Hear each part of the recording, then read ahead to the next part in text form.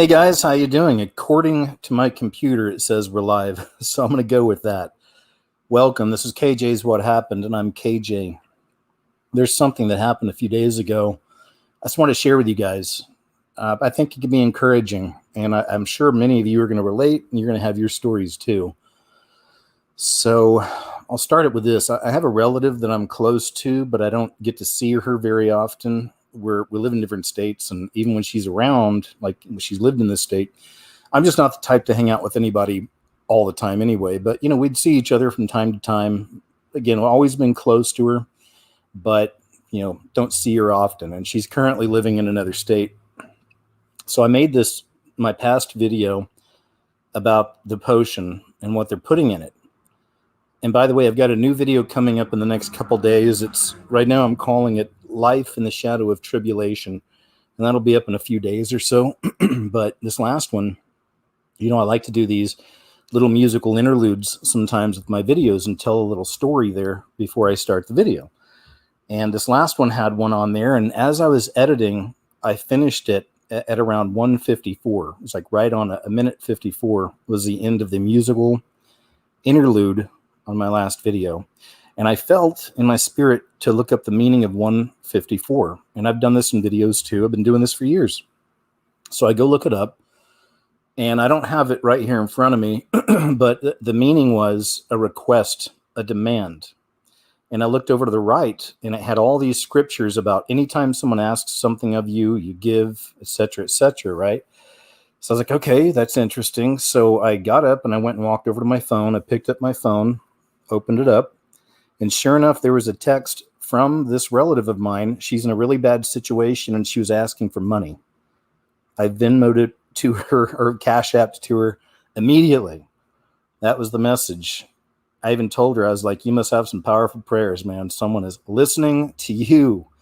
They put a demand on me. So, wow, it gave me chills. But I know some of you had that too. It's the Lord talking to us, and we have to be still and listen to his voice, right? And you'll know it when you hear it. So that's all. I wanted to share that with you guys. I thought that was really cool. I always love when things like that happen.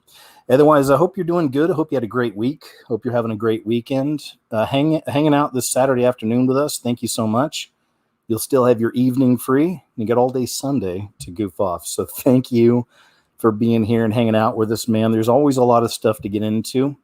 And this week is no different. Same with my uncensored show on Monday. It's going to be another one where there's a lot to show you guys. So we will cross that bridge when we come to it. But until then, let's straighten this up a little. Let's do that. And do that. There we go. I think we're good, man. Let's go ahead and jump in. So I want to start here. Now, if you didn't know, there's something's going on, something strange. We lost Rob Skiba about a week ago. He was a really well-known Christian truth seeker and teacher, and a very wise man in a lot of areas. And now we've lost Russ Dizdar. Russ Dizdar is another one we just lost this week. I didn't know about this until after my last show, but we lost Russ Dizdar. If you don't know Russ Dizdar, Dizdar, and you're a truth seeker, he's definitely one you need to get to know, one you should look up. Talked a lot about the Dark Awakening or the Black Awakening. And what we're going to go ahead and do here, it's interesting, I think, too. We lost Jeff, our friend Jeff C., another truth seeker. I've got another thing on here today, another story to show you where apparently Steve Quell was recently attacked. So, it seems like there might be something going on, right? Well, let's go ahead and take a look at some of this from Russ Dizdar. It's 15 minutes. I'm not going to play the whole thing. But just, to kind of get you to know a little bit about him. If you didn't know, very interesting guy. Actually did hands-on work with satanic ritual abuse survivors. So this is where he learned a lot of the information that he's put out there. Let's go ahead and watch some of this. What do you say? That knows how to investigate it, but what do you do spiritually? What's the difference between you and a cop? Right. Our thing is, one is knowing what it all means. The spiritual warfare behind it, why they do it. Even in criminalistics and forensic psychology, there's motivation to crime. Why did Jeffrey Dahmer do what he did? Why did Richard Ramirez in California, the Night Stalker, why did he do that? Well, there's a demonic, side to this. There's a reason why they do this. So we do it with massive prayer involved and major targeting of intercessory prayer, asking the Spirit of God to guide us, asking the Lord to lead us. And it takes the hand of God. We kind of model it after Ezekiel chapter 8, when God led Ezekiel to go down into the cavern, down deep inside, to find the ritual workers and what they were doing. He called it abominations, detestable things. So in dealing with victims, to go after them, to help them, and or to expose, like we're commanded in Ephesians to expose evil deeds of darkness. Well, you can't expose what you don't know. So whatever we do find, we can bring out and expose it. We can say, here's where this is going on. We can identify, like, people that show up in hospitals and psych wards that have had all this kind of abuse. We can identify what that is.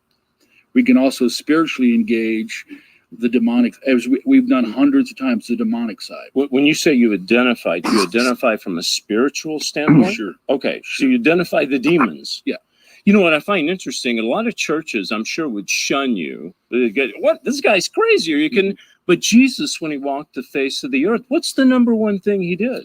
Well, cast out demons. Right. You look at Mark's Gospel, chapter 5. You see that guy in the tombs. He couldn't help himself. Right. He was completely out of control. And, once we've had police officers, psychiatrists, teachers, parents bring us people, and I make them come into the room. When they bring them to us, we say, come into the room, you watch what goes on and hear, because I don't want to explain it later. Wow. But we also do this on the field all over. And so, yeah, we've dealt with hundreds and hundreds of possessions and cases and demonic. And then in that whole underworld, the symbolism that they use, like a pentagram, or, there's all kinds of connections, the hoods, and why they do what they do and why they do a circle.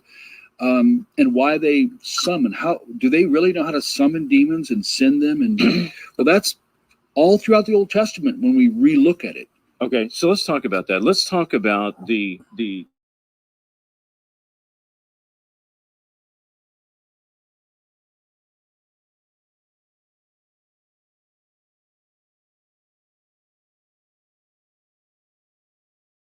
percentage of the city would be involved in the satanic occult. Well, in a local city, it would be a small percentage. But here's what we've been doing this 38 years on the investigative side. Okay. What I'm going to tell you that would happen in this city is in every single city in the United States by design. So if you find in this city a satanic ritually abused person, it means there's a coven that knows how to birth this, breed them, split them, put mind control principles in them, release demons in them, and raise them. So if we're talking a city that I'm living in, 180,000 people, there's going to be 70, 80, 90, 100 of these victims. Wow. And it means they've come from groups that know how to do this. They are the most secretive. This is beyond the mafia. This is beyond the drug lords. This is deeper and darker.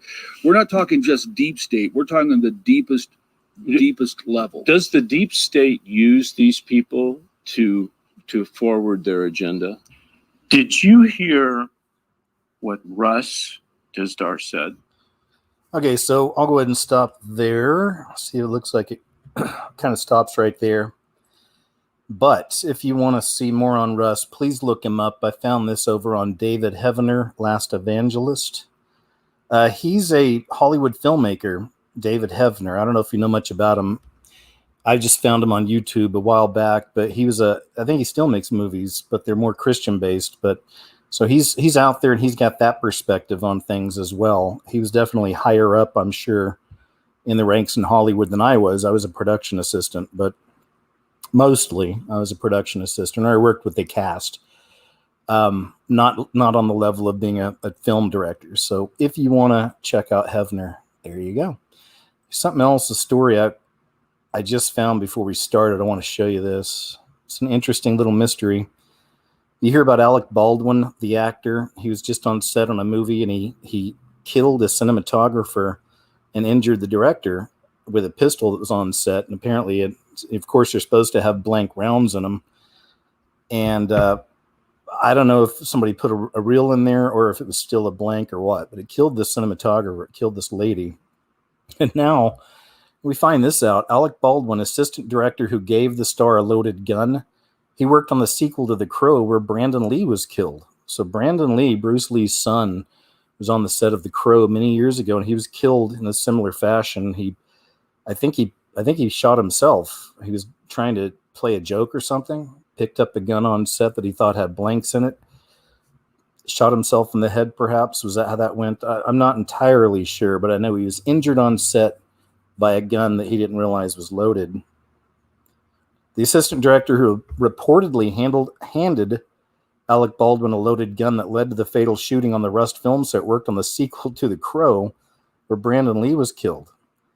Assistant director David Halls grabbed a gun from a cart an armorer had placed it on and handed it to the actor, believing that it was unloaded, according to a search warrant. Halls even told Baldwin the weapon was cold, according to the warrant. In an ironic twist, Halls also worked on The Crow Salvation, the sequel to the film, where actor Brandon Lee was tragically killed in a similar gun mishap. Interesting. So we shall see how this story develops, eh? Interesting. Let's jump over here. And this is shouldn't be much of a surprise. I'm sure it's not. I'm sure it's not much of a surprise to many of you, but to the normies out there, perhaps. I found an Amazon folder with thousands of audio recordings from my home gadgets.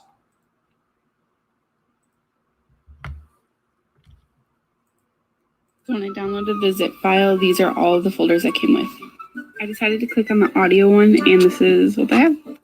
These are all short voice clips, which is so scary. And this one is of me turning on a light. Alexa, turn on the light.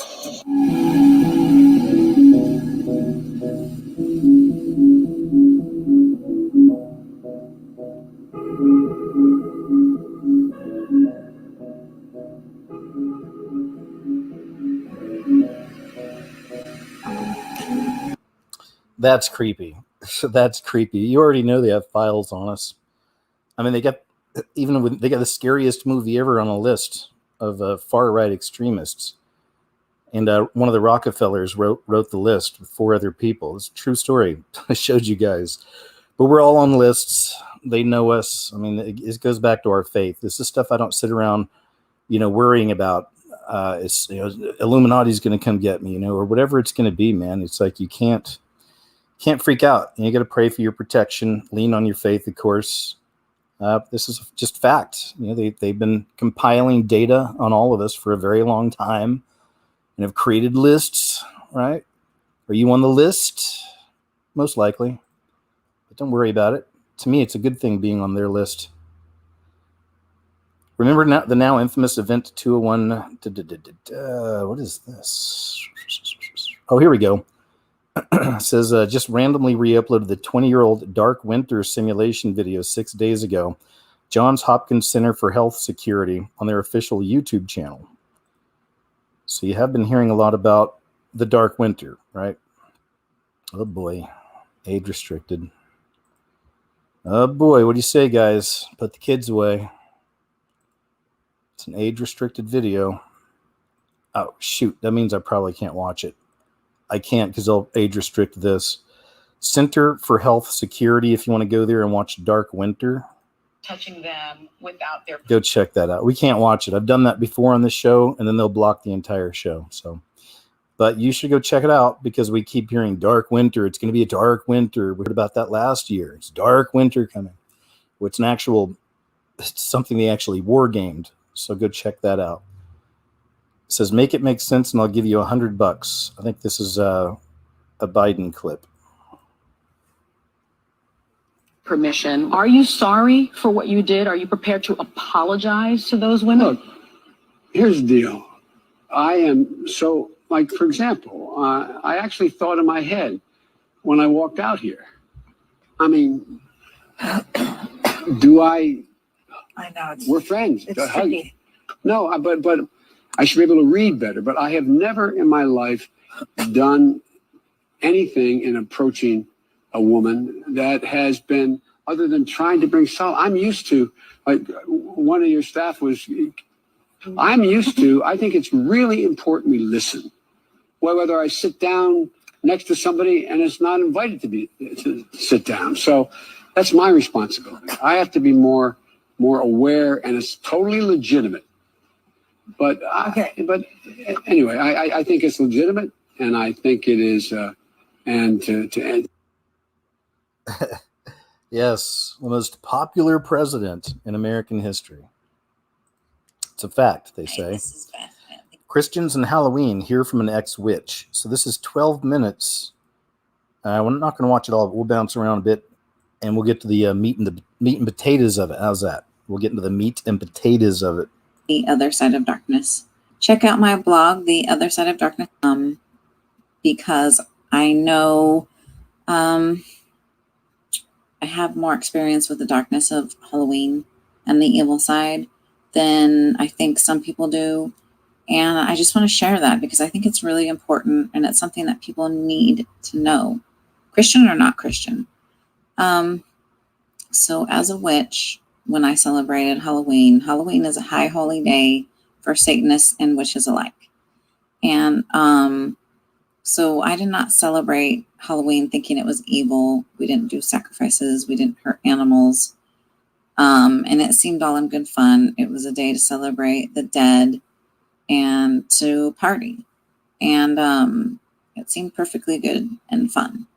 It wasn't until after I got into a saving relationship with Jesus Christ that I really started to realize how evil Halloween is. In the Bible, God speaks very clearly about not being involved in paganism, witchcraft, mediums, sacrificing children, and things of that nature. But what many people don't know is that Halloween is a high holy day for Satanists and witches and other occult members who actually hurt people and animals. They do things, it's not just on Halloween. Anton LaVey says that Halloween is the third most important holiday on their calendar. He, if you don't know, was the founder of the Church of Satan. He is now deceased. The Church of Satan is not deceased, though. It is alive and active. And Satanists actually love the fact that Christians celebrate Halloween because Halloween opens you up to your dark side. Now, I know a lot of Christians say that they don't celebrate the evil of Halloween, but the thing is that you really can't get away from the evil of Halloween. It is a day dedicated to Satan, evil, and death. So as I was saying, witches see Halloween not as evil, but as, celebration of the dead and partying. But Satanists and other occultists see it as a day, yes, of the dead and partying, but to them, that means human sacrifices, animal sacrifices, ritual abuse such as beatings, and also sexual abuse. So it is very real that babies are being murdered, animals are being murdered, and other people, children and adults alike, are being abused. It's the real deal. And so Halloween, Easter, and Christmas time are huge pagan holidays that they do these kinds of rituals, but Halloween is one of the more important ones. And there are many people out there right now who they come to this time of the year and it's so hard for them. Everywhere you go, just in my neighborhood stores, Halloween is everywhere. The evil is prevalent. The decorations I see, they are spiders, giant spiders, vampires, witches, ghosts, severed heads, human body parts, headstones, and things of that nature. I don't really see how you can find innocence in those decorations. I understand that you could dress up in costumes that you consider non-evil, such as princesses and superheroes and your favorite cartoon characters. But the fact is that I really want you to think about is that You can't separate yourself from the evil that Halloween is. To its very origins, Halloween is evil. If you trace Halloween all the way back to the ancient times, before Catholicism even, it has deep roots, and it is all based on celebrating other gods and goddesses, which, by the way, are demons in disguise, and sacrificing and abusing humans and animals. Now, fast forward to current day, you don't see, or it's not widely talked about, those horrifying things. Satan has made it very easy to ignore those things. And as a matter of fact, we are completely desensitized to evil, the devil, and his demons. But the spiritual realm is very real. And you are inviting evil into your life by participating in Halloween. Because God has clearly stated to us that we are to have no part of it. So when we have a part of it, we are signaling in the spiritual realm, which is all around us, unseen, that we're open. It's an open portal or gateway. I have been told that witches curse the Halloween candy, and I can only imagine what other curses are going on to Halloween costumes and whatnot. At this time of year, covens are very active, trying to place curses on different churches and different individuals, especially individuals like myself who would speak out against Halloween. It's very serious. I take Halloween very seriously. It grieves me to the core, to my bones, which with immense sadness that Christians participate in Halloween. It's not something for Christians. We are called to be the light of the world. We are called to step out of darkness. Our Savior has died and shed blood so that we can be redeemed, so that we don't have to be enslaved to hell. So why are we celebrating and playing and having fun on a day that is dedicated to Satan and that is about death and decay? It just really, it breaks my heart. It breaks my heart. I'll stop there. So we got a little bit of it. If you'd like to hear the rest, I found this on United7.tv. Christians and Halloween Hear from Ex-Witch. It's from November 1st, 2018. A little older. Still, I thought a good one if you want to see all that. We are warning the world, but nobody is listening. They will remember our warnings, it says. Let's check this out.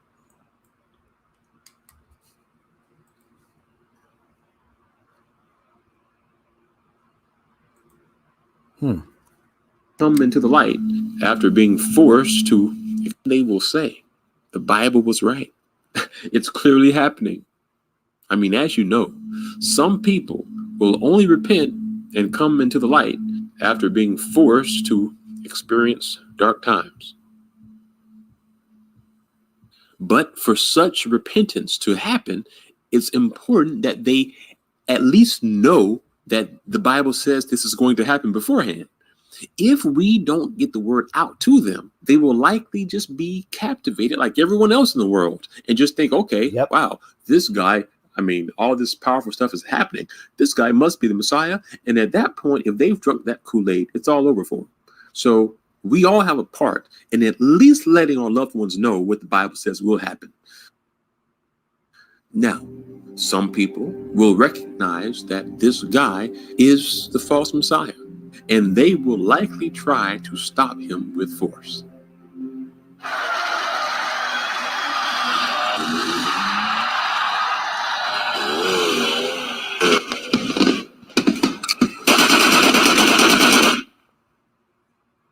But remember, Scripture says that he will not be destroyed by human power, but only by God's power at the second coming.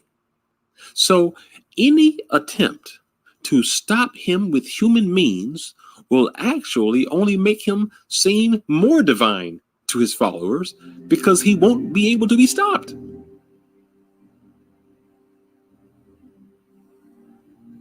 He will become very strong, but not by his own power.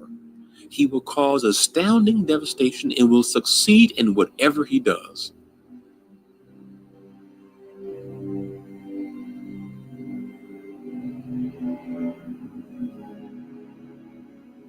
As his influence rises, agreements will be made with various religious groups and nations.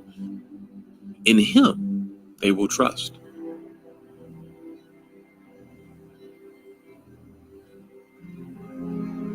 But still, what is it that will make the world think that he is divine? What will be the trigger that causes global worship of this figure? Well, notice what it says in Revelation chapter 13. So here John is seeing an angelic vision of the Antichrist kingdom that will arise. And it is symbolized by this beast rising out of the sea. And he says in verse 3, one of the heads of the beast seems to have had a fatal wound, but the fatal wound had been healed. Then the whole world was filled with wonder and followed the beast. There he goes. It's definitely that time, I believe we're right on the doorstep of it all just setting off. And I've been watching this come for 15 years now, on and off YouTube.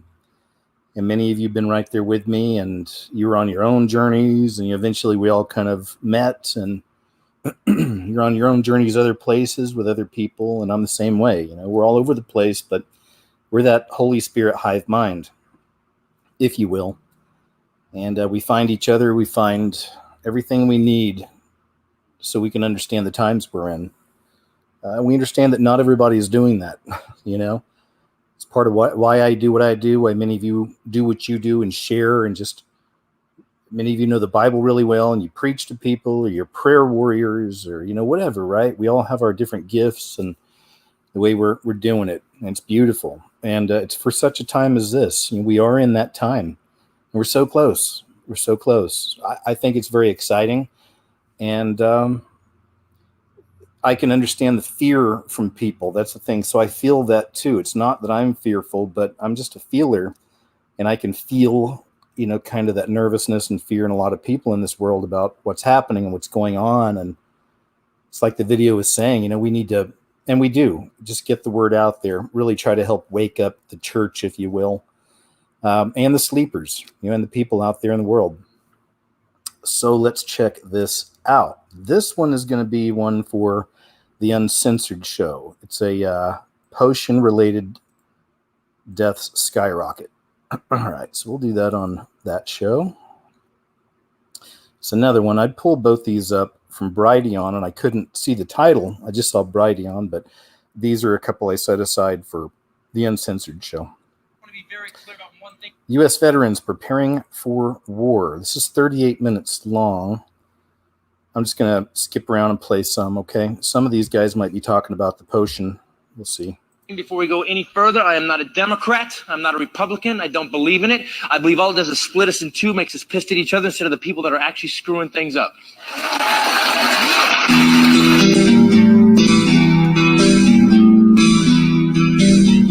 Man, we better get ready for this shit. It's about to crack off, boy.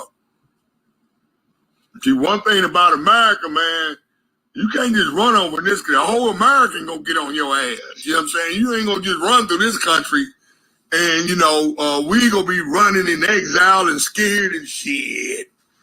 Man, we got arsenals over in this motherfucker, so you better get ready, motherfucker.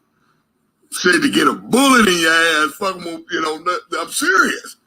That's why we ain't got no business being against each other. All that old racial bullshit, that stupid shit. Man, we got to be together on this shit. Watch out for each other, each other's kids. Have love for each other, man. Fuck the dumb shit, man. We can't be going against each other like dummies, like the media want us to do. Smart man. That's what they want us to do. We got to have each other's back. Yes, sir. Hey, guys, I just want to make sure we're all on the same page here. I want to make sure we're using the same terminology. A civil war is a war between citizens of the same country. Yeah, We're not coming after our brown neighbors and our black neighbors and our Asian neighbors. No, we're coming after you corrupt politicians who have made untold fortunes telling us we should hate each other.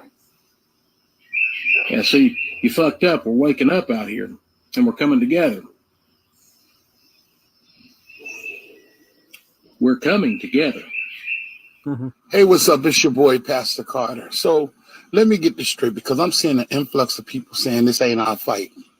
I'm seeing an influx of people saying it's only for, and I'm going to be honest, the white Americans and the so-called patriots of America. So where do you live? This ain't your fight. You saying that you're not going to stand with these people in this country for the atrocities that are happening, how they just trampling on rights. Where do you live? So you would watch them murder people in the streets, take people's freedoms away, force a needle in their arm. Where do you live? If this is not your fight, then where do you live? As for me, every brother of every color who's been disrespected, whose rights are being infringed on, I stand with you. No. And if you believe that, stitch this with me. This is our fight. Pastor Greglock. Ladies and gentlemen. There is to it. Some of you pastors need to wake up and recognize the fact that you are leading your sheep to the slaughter. I'm not trying to wake up sleepy sheep. I'm trying to wake up the lions. It's time to roar. It's time to roar back against this corrupt, wicked, evil culture and this nonsensical, godless, corrupt government that we have. Stop all this out of context Romans 13 mess.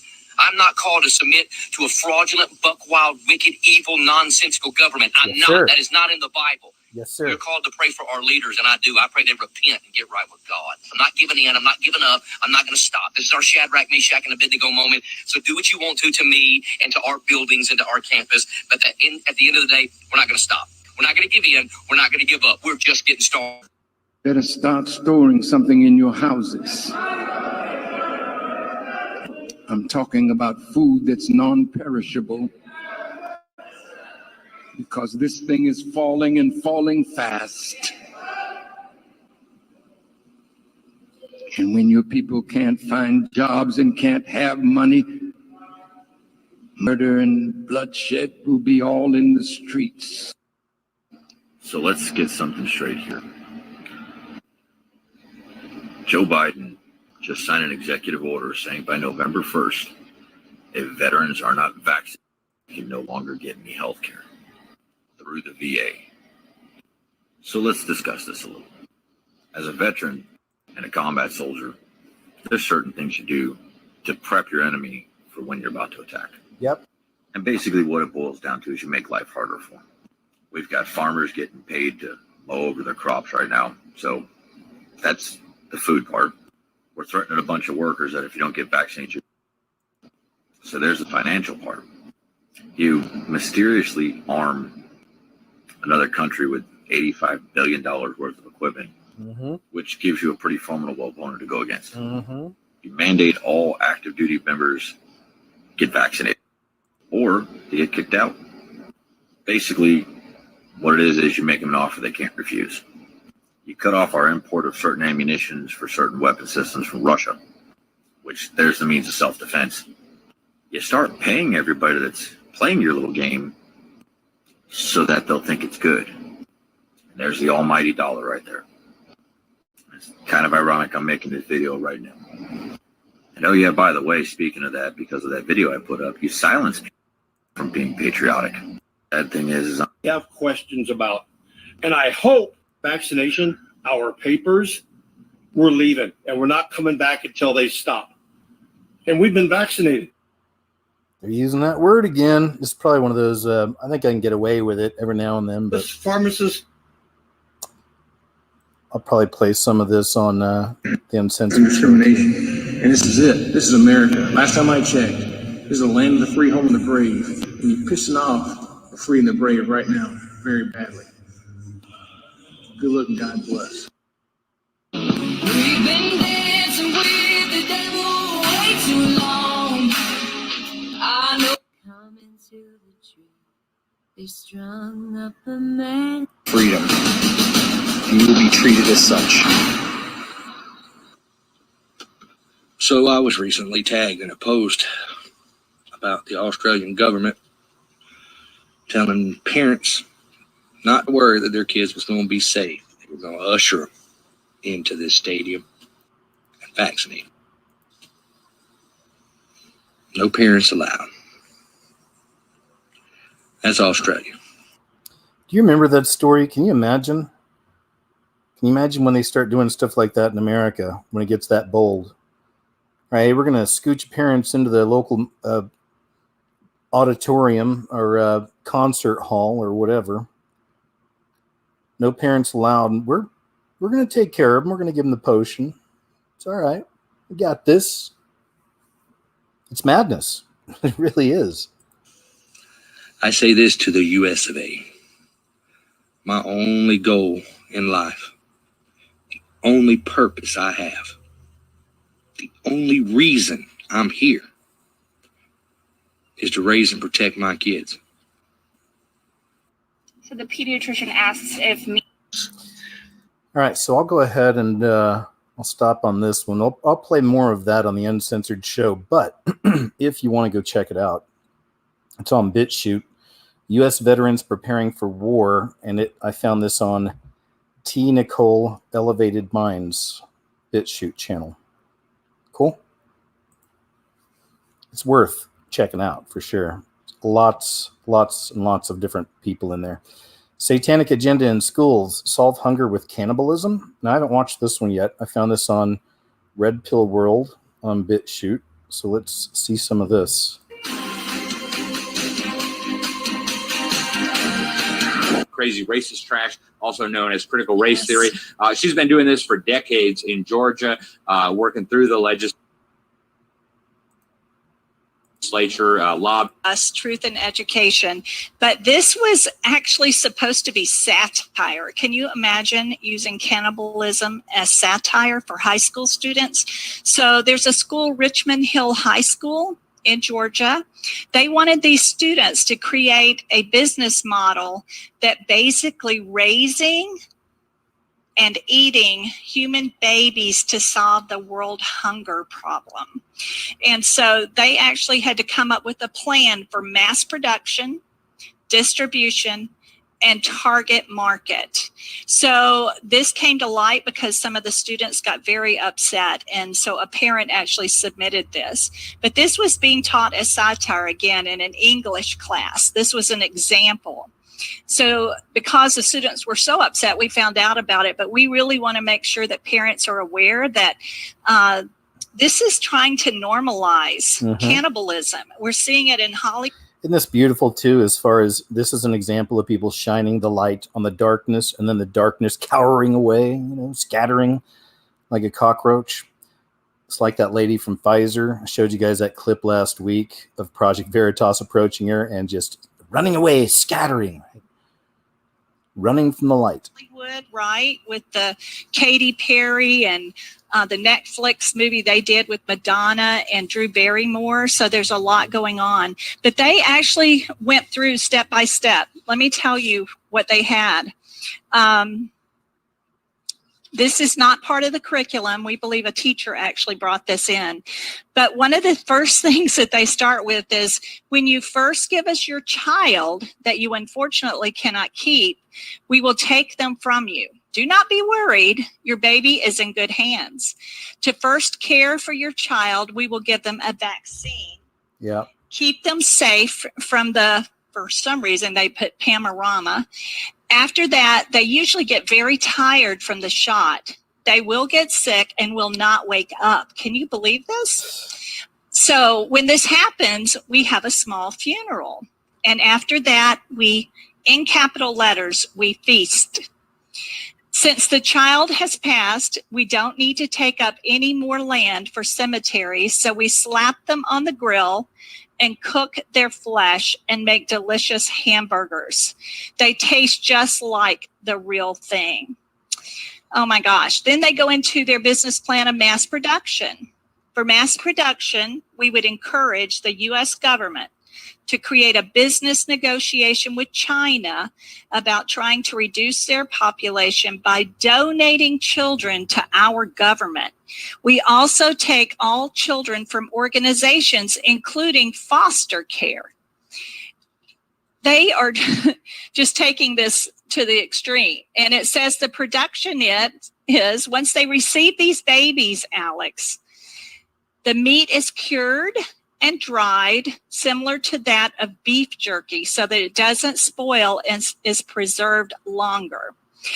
This is also more of that truth in plain sight, of course, and an example of how more openly satanic everything's becoming. I've been showing you guys that forever. I got a video I just put up a few months ago called "Soon the World Will Realize We Are Ruled by Luciferians." It's right there. Again, it's becoming so much more obvious as the months draw on, and it's going to be right out in the open soon. I mean, they'll have Squid Games for the people who aren't a part of the new beast system, and gladiatorial reality type games. I mean, I believe they're going to it's going to be full on bonkers, crazy ass clown world from hell. It's going to be hell on earth, all kinds of debauchery, madness, and insanity. Right? It's not going to be a fun place to be. We don't want to be here. And then they refer to having a Dahmer's mini camp. You are what you eat. And the target market for this is low income, poverty areas and countries. So once again, we are going after areas in our country. We know that Planned Parenthood, right, has always gone after the Black population. And so to me, this feeds right into that. They're normalizing again cannibalization. And this book, My Friend Dahmer, is a graphic novel, which we're seeing more of that in our schools. This, as they referred to in this mass production and business plan, this can be accessed through our children's database in their media centers that are filtered, but they can get into EBSCO, and I think we've talked about this before, and they can get this book, My Friend Dahmer. They actually made a movie from this graphic novel, and it's out now. You can find it. It's called My Friend Dahmer. I watched it years ago, a couple of years ago, I think it came out. Definitely not something for the kids, and it is really, what really makes it bad is that it does kind of make him, in a weird way, kind of cool, in high school. He's got friends and stuff, and I mean, it walks the line because it also shows he's a maniac, at times. But anyway, it's very subtle, and that's the way this kind of really the way evil works on us all the time is it's how subtle it is. And how it creeps in, right? How so gently, and how easy it is to find people to follow in this world because they tell some truth, But it's as time goes on, we'll find out some of these people we followed that were telling us maybe 70% truth or 80% truth, and it's the things they omit that really make them untrustworthy, and this happens all the time. It's how liars lie. The best lies have got 99% truth, but it's at 1%. It's not true. It just ruins the whole thing. But My Friend Dahmer, yeah, so it is interesting that they're trying to put this kind of stuff out in the schools as well. It's entertaining, but it's adult, I mean, it's, if you're into horror and stuff like that, I could see maybe you would, enjoy elements of it, but I can see where it's not cool to be giving this to kids, especially nowadays with kids already on the verge of breaking. So many of them have. I'm not just saying that. We've seen the statistics. The suicide rates have been going up crazy over the last year and a half. More and more medication for the kids. More and more programming in the schools, from CRT to this blatantly satanic stuff. Hey, let's raise a baby and eat it. Just like they did in the old ancient days, right? But nothing's new under the sun. Ecclesiastes tells us there's nothing new. Everything works in cycles. We're definitely in a cycle of destruction now, it would seem. This is an award-winning book. Can you believe this? For our children. They're actually making a movie out of it. So our schools are targeting our children. And this goes back to, which I know you're really familiar with, social emotional learning. This is shocking their value system, shocking their emotions, to be able to break them down and make this normal. This Dahmer book is a very creepy book if you think about what he did and the lives that he affected. And now we're bringing this into our school system. Yeah. Oh, it's so grotesque. Now I'll go and stop there. If you'd like to check this out, it's on BitChute, Red Pill World, and Satanic Agenda in Schools, Solve Hunger with Cannibalism. It's a good one to check out. There are so many. Streetlight Microwave Attack System, whistleblower Barry Trower. They can kill you with this. It's a short one. Towers and hidden transmitters, even streetlights can have transmitters in them, road signs, and there is a system, and it's been out about 10, 12 years now, called Seldar. There are different types of Seldar, but basically a computer, if they wanted to watch you, it's like radar, only with microwaves. Once the system is locked onto you, let's say from this lamppost, if there's a transmitter there, once it's locked onto you, the computer will take away anything that isn't moving, like buildings, and it will have your size, and then as you walk up the road, and you get lost from this transmitter, the next one will pick you up, and then the next one. And they can follow you everywhere. And if they want to, they can also send a beam into you, a microwave beam. All right. Barry Trower. I think you said that right. Oh, genius of a level of manipulation. This is how the controllers use big tech, AI, media to manipulate the minds of the masses. It's another short one. And the media, the government, the politicians, big tech uses against the American people to influence us. It's genius because it's not blatant. They use micro manipulation after micro manipulation, and each of those micro manipulation causes us to slightly feel a different way, and then causes us to slightly react in a different way, until all those micro manipulations build up so much that we're feeling and reacting on something that's not even based in reality. It's genius because it's not easily recognizable. They use lies and altering of information, sin of omission, deception against us to influence us.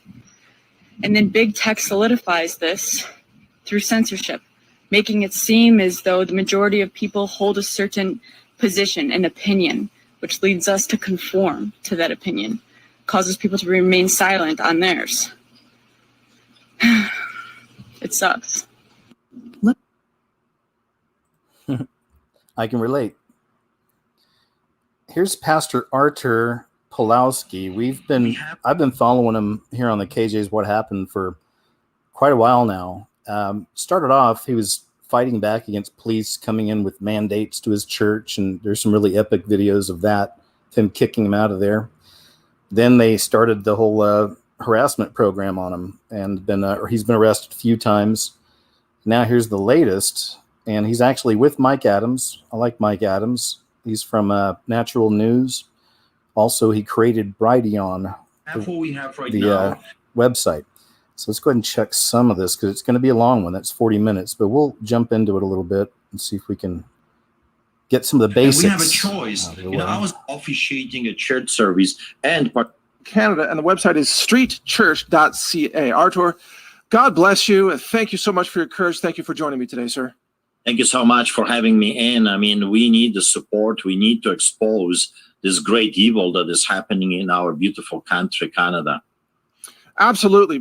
Please tell us the status. We know you're facing possible prosecution or punishment. Tell us what's the court status with your situation right now, and how did you get to this point?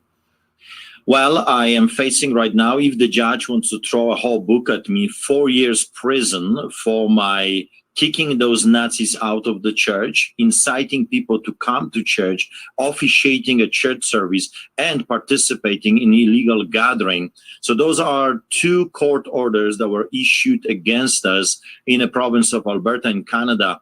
Each one of them is maximum 2 years prison for a civil contempt of court order if the judge wants to throw the whole book. Of course, we know that this whole thing is illegal. He is not even following the law. He broke a number of laws during the proceedings. It's a shocking thing. The lawyers are puzzled. I mean, everyone that follows the law is puzzled what is going on in our supposedly free and democratic society. So I have been found with my brother David guilty, believe it or not, for a civil contempt, even though the court order has never been personally given to me. It was thrown by the anti-terrorists when they entered our church on the ground, was never read to me, never sent to us, to me or to our lawyers, electronically or any other way. It was thrown on the ground. When people left home, I was driving back with my friend and my brother David in a vehicle when we were stopped by the anti-terrorists, arrested, and then taken to prison. 3 days, 2 nights without sleep, stripped naked, chains on the legs. I mean, unbelievable, shocking Nazi Gestapo KGB style of takeover in our country. For that, for the court order I've never received, I have been found guilty, believe it or not, and facing 2 additional years. So I decided to come to the United States of America and tell my story with a very straightforward warning to all of you. Listen what is happening to me. Listen, look what they are doing to us free Canadians. If they're doing this to us, they're going to do this to you as well. It's just a matter of not when, not if, but when. And that's exactly what is happening. I have been warning Americans for the past 4 months, and here we are today. I know that those types of things are happening all over free world right now. When I got back from Montana to Calgary, Alberta, our plane was diverted from a place where normally the plane would go to the customs building. And behold, the Calgary police, the Calgary finest were hiding inside the building, and they parked their vehicles in such a way that no one could see them. The people that came to greet me, including my wife, my children, my brother, his wife, and people from the church, were not allowed to come near. They had to stay hundreds of yards away because the government, the corrupted government, the one thing they're terrified of is people exposing their corruption, recording their actions. So what they did, they wanted to make sure that the video is not going to be recorded of me being arrested. But thanks to American hero, the pilot, that defied their intimidation and harassment and kept recording the arrest, people, the whole world could see my arrest in just a few days ago. I have been charged with a criminal offense this time when I arrived in Calgary. And you got to remember, we called the authorities. Our lawyers contacted the authorities asking if there are any pending warrants. Is there anything that we should be aware of when Artur Pawlowski is coming back? No, nothing. Just let him come. So in air, they activated 2 warrants on my arrest. When I arrived, I was charged criminally this time, not a civil contempt, criminally, for officiating a church service, not for smuggling bombs, not planning a terrorist attack, raping, murdering, stealing. No. For officiating a church service and for not wearing a muzzle. 2 charges. I was handcuffed, taken to the customs building when I was greeted by wannabe tyrants, gangsters in masked gangsters. That's how I call them, a Cosa Nostra of Canada, masked bandits. Read me my rights, took me to the car, and I was taken to the police custody. And I'm facing 2 criminal charges as we speak, October 13th. There will be a sentencing for my civil contempt, and there is going to be a trial for my newest charges, this time criminal. So the whole world. So there you go. Like I said, it's a longer one, but pray for Pastor Artur. He's on the front lines of it, definitely. You can check this out over on, I found it on Kimbuster. I'm sure it's on Brighteon somewhere. You just put in Pastor Artur Pawlowski. But here he's interviewed by Mike Adams. Look that up and Be a good one. Well, this is awkward. Alex Scott, one of Diversity darling finds out her ancestor owned slaves. Ruh-roh. the faces of the BBC's new diversity drive was shocked to discover that her ancestor owned slaves. With some doubting her presenting ability, Scott was nevertheless chosen to replace Dan Walker as the host of the Football Focus show earlier this year. Apparently this annoyed gammons, a leftist slur for working class people, but critics claimed it was an example of politically correct BBC box ticking. Well, this isn't politically correct. During her appearance on Ancestry show Who Do You Think You Are?, Scott began crying after discovering her Jamaican ancestor owned slaves in the 1820s. Her 4 times great-grandfather, Robert Francis Coombs, who was black, owned 26 slaves. A historian on the show had to explain to Alex that it wasn't unusual for black people to own slaves. In terms of explaining my emotion behind it, I suppose it goes against everything that I stand for, who I am, said Scott. I really did believe I'd be learning about my family as slaves, not the other side as the slave owners. Not shocking to learn that Scott is an ardent supporter of Black Lives Matter. Shame her great-grandfather didn't think so. But does this mean that Alex Scott is to blame or needs to apologize for the sins of her ancestors? Absolutely not. But neither does anyone else. How do you think the slaves were rounded up and sold in the first place? Not by white Europeans, but by black African tribal rulers. In 2009, the Civil Rights Congress of Nigeria even wrote to tribal chiefs saying, quote, "We cannot continue to blame the white men, as Africans, particularly the traditional rulers, are not blameless." Furthermore, virtually every major empire, ethnicity, and civilization practiced slavery. People are still genuinely dumb enough to think that only white people own slaves, when everyone owns slaves. Go look at a list of where modern slavery still exists. You're not going to find many white countries on it. Under the Barbary slave trade, over 1 million white Europeans were enslaved by Middle Eastern and North African pirates. Muslims from Algeria, Tunisia, and Morocco traveled as far north as Iceland to raid coastal towns and kidnap white slaves. Why isn't that being taught in schools? Why are only certain statues being torn down by the mob? Why is the modern debate around colonialism, slavery, and reparations habitually fixated around why only white people need to apologize for the sins of their ancestors? We know why. Because the only institutionalized form of racism that is still acceptable, and in fact encouraged in the culture, in media, in schooling, in academia, from the government, is that directed towards white people. So yes, black people own slaves, Middle Easterners own slaves, Chinese people own slaves, everyone owns slaves. But kids growing up and students in universities being indoctrinated to hate themselves have no idea whatsoever that that's a historical fact. All right. Got that. Newly released January. Oh boy, some of that. You just have to look at the footage. I'll just turn it up. It's short.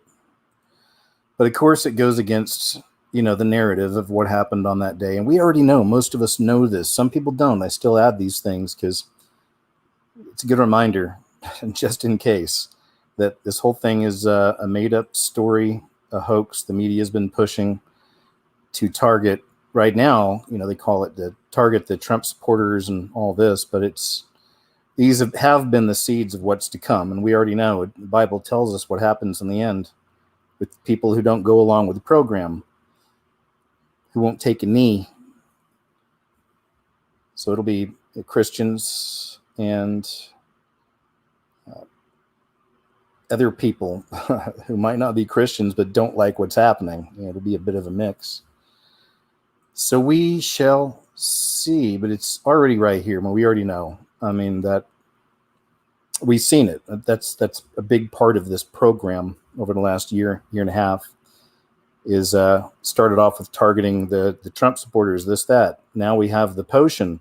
Now that's a part of it. Hey, Trump supporters, they're against the potion. It's another part of that program, right? So just keeps people on it. And on my uncensored shows, I've shown several times clips that people upload themselves who took the potion and now are hurt, and they even say that they didn't want to not take it because they didn't want to be an Orange Man supporter. You see, so you'll see that programming right there, how powerful that is and how it works on some people. This is definitely of interest. This is Excuse me. This is from Hugo Talks over on BitChute. Boris Johnson and Bill Gates talk goats. Another example, the world will realize we're ruled by Luciferians. So they're just putting more of this stuff right out there, joking about sacrificing goats. All right, check this out.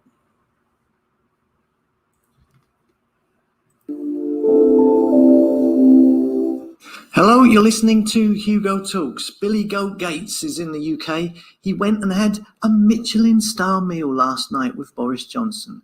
He turned up in London last night where there was a crowd of people who made sure he did not feel very welcome. And this is all due to a partnership deal, it says here. The UK government has announced plans to launch a 400 million package of investment alongside the US billionaire Bill Gates to boost the development of new green technologies to help power a green industrial revolution.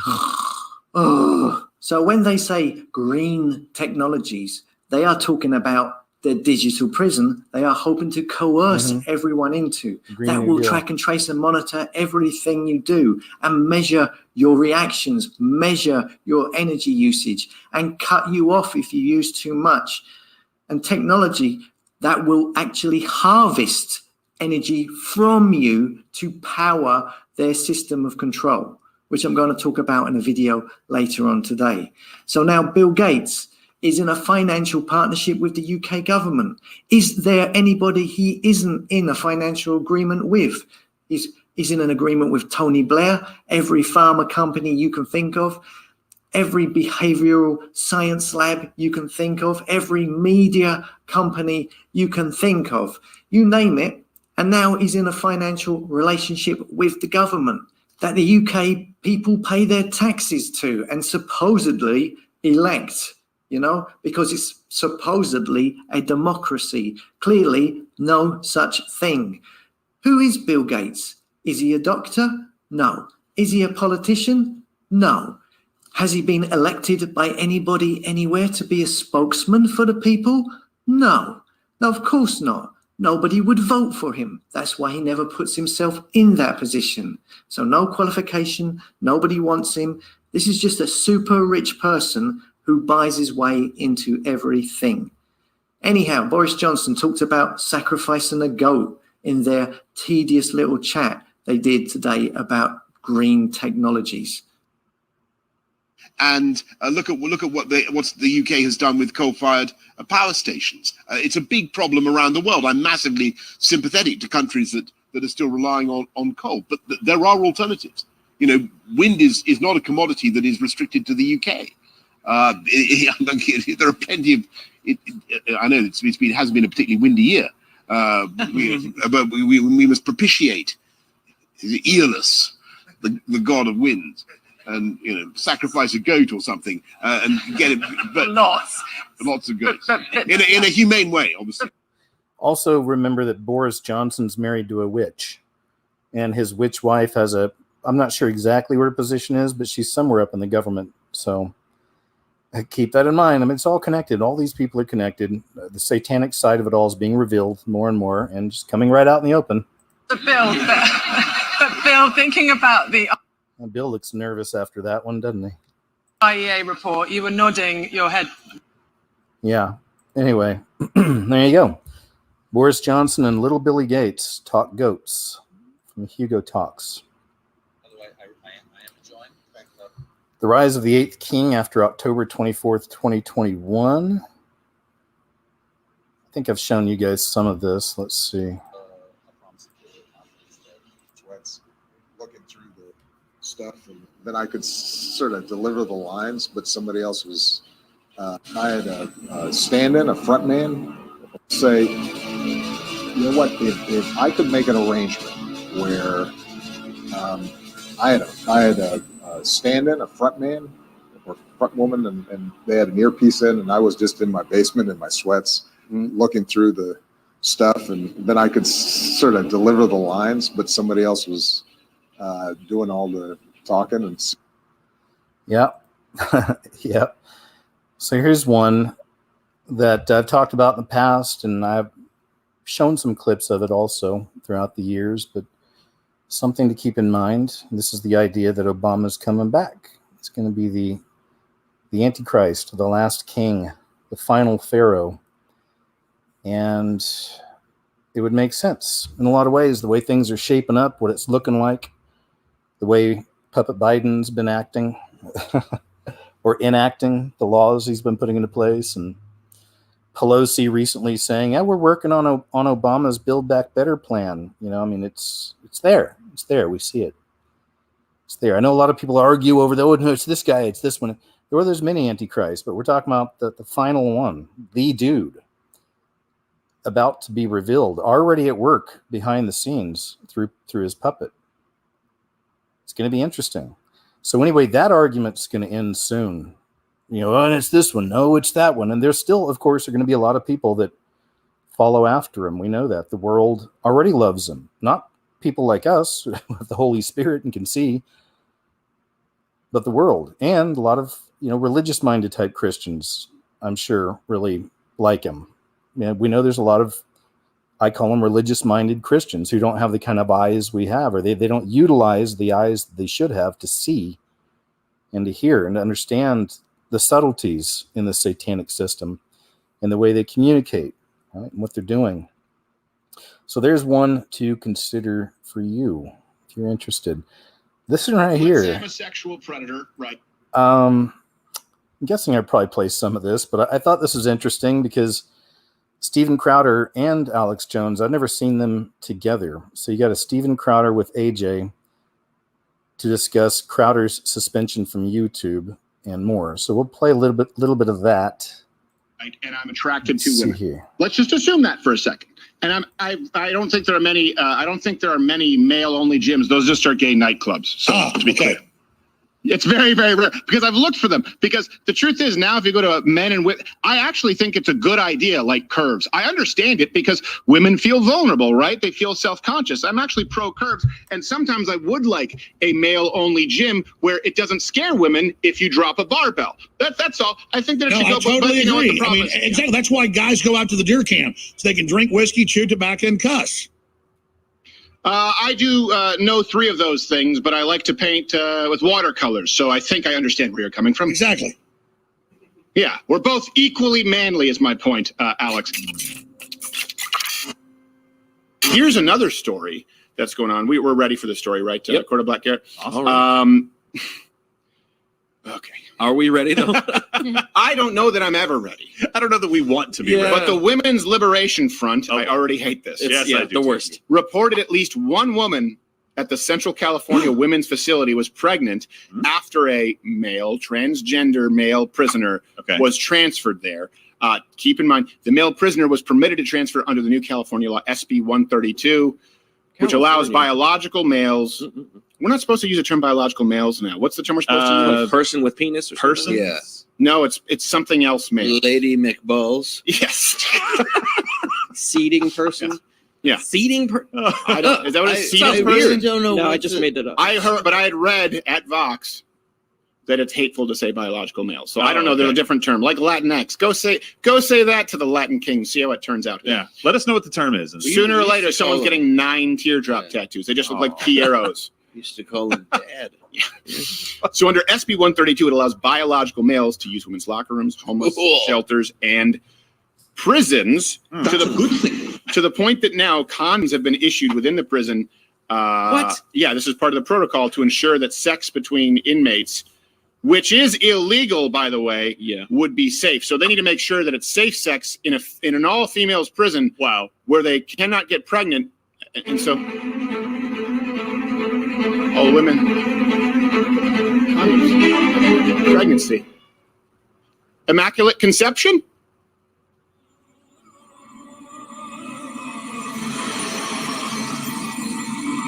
Do not be afraid, for behold, I bring you good tidings of great joy, which will be to all people, for there is born to you a baby in this cell, and this shall be a sign unto you of... A virgin birth? A miracle? No. Your cellmate, that guy dressed as a woman, he's going to rape you. I'm a girl. Repeatedly.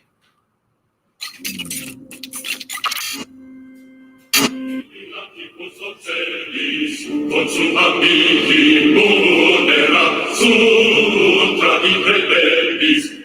the front lines of the information war, it's Alex Jones.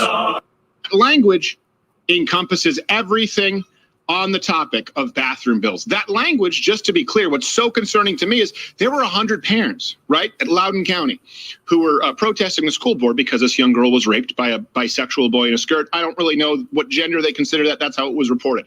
But parents wanted to protest in general, saying, well, we are opposed to this. Why are you opposed to this? Parents at a town hall, parents at a PTA meeting. We think that letting biological boys or girls with penises, as you guys call, we think that letting them into the girls' rooms could be a potential rape risk. Boom, banned. You can say it in the real town square, but you can't say it in the digital one. And that is unprecedented. Okay, I think we got it. Just want to play some of that. When the cult in you reaches stage 5, it's one of these people doing a song and dance number about their favorite potion. So we'll bypass that for now. Illinois teacher makes TikTok video talking about how much she wanted to beat up an elderly lady for not wearing a mask. And these teachers, right? Every week it's something with these teachers.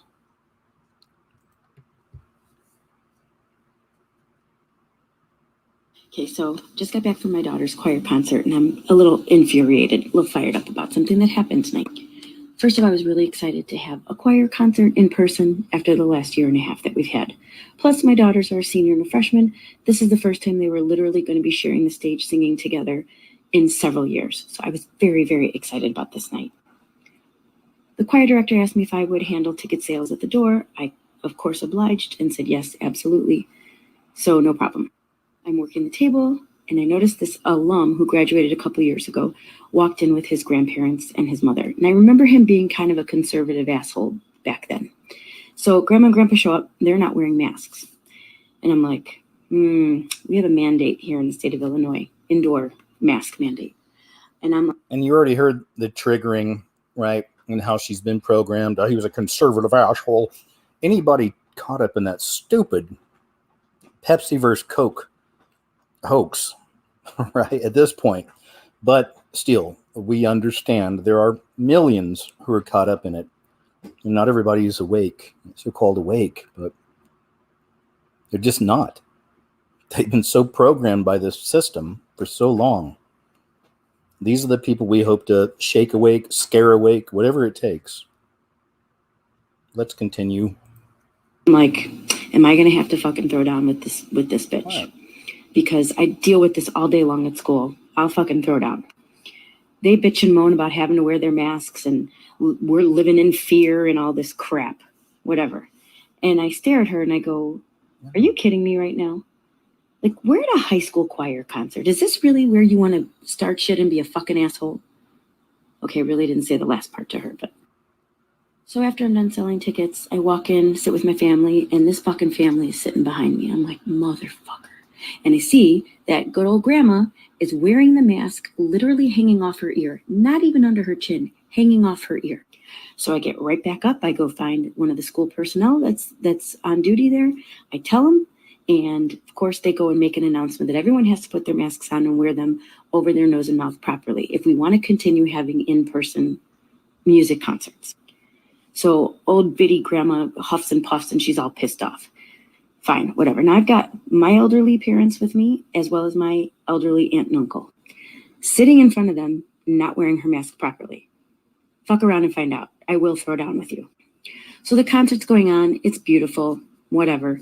Grandma has the fucking mask under her chin like the shithead that she is, right? In one of the songs that my daughter is singing in her concert choir, they sing a line about fighting misogyny and racism. All of a sudden, I hear this grandma lean over to her daughter, so the mother of one of the kids, and was like, did they just say that? Like, she was actually upset about the lyrics. To close the show, our wonderful choir director has all the choirs come back on stage so they can sing Lift Every Voice, and announces that it's the Black National Anthem. Oh boy. What do you think asshole grandma did? She was so appalled, she actually got up and walked out while they were singing. Good for her. You're not even trying to hide what a racist piece of shit you are you? How dare you act like this? Fuck you. And that'll be the kind of people that are in the line of the guillotines, watching people, if that's how they do it. Maybe they go door to door and just, I don't know. Don't want to know. Australia is planning to pass law banning biker gangs from showing gang tattoos in public or insignias. Bikers must wear makeup over face tats. They're obviously just poking the bear, aren't they? Swatting at the nest, the wasp nest.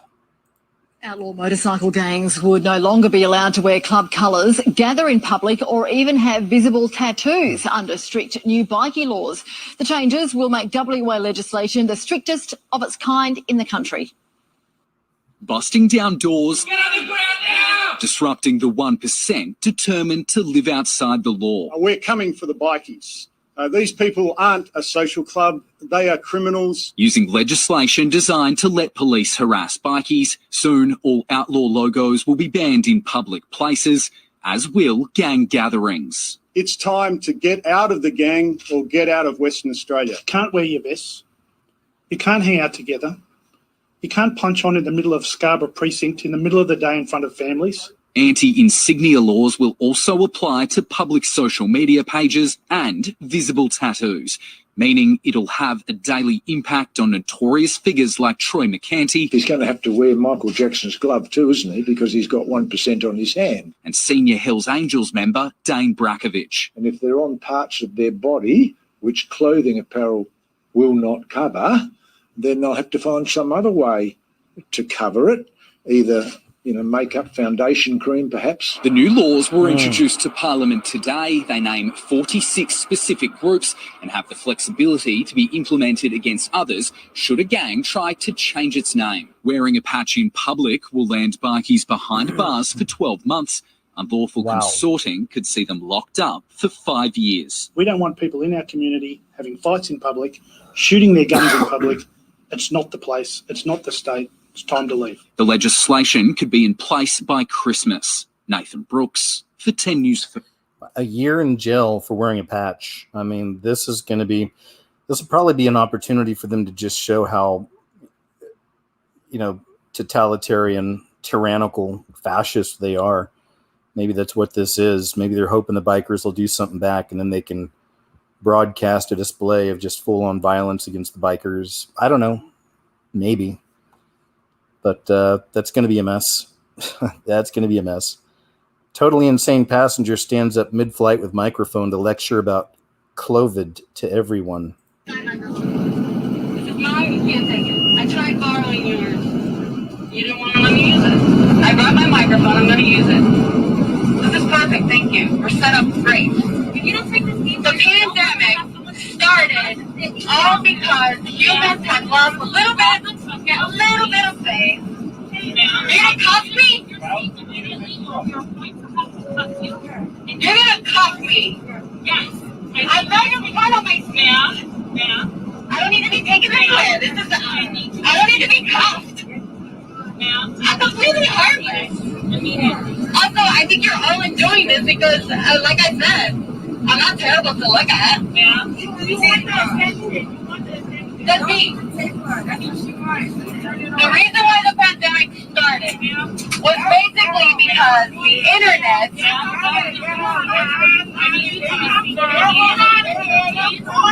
the reason the pandemic started is because nobody here has anyone's faith because you're all stuck to your stupid devices. And you don't even know what reality is anymore. And you depend on stupid nonsense to determine your reality.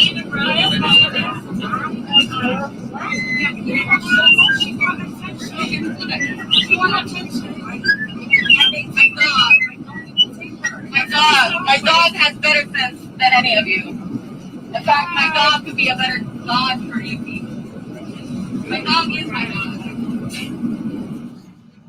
Yikes. Have any of you out there ever had something like that happen on a flight? Seems to be more and more, doesn't it? Over the last couple of years, of course, it's been increasing.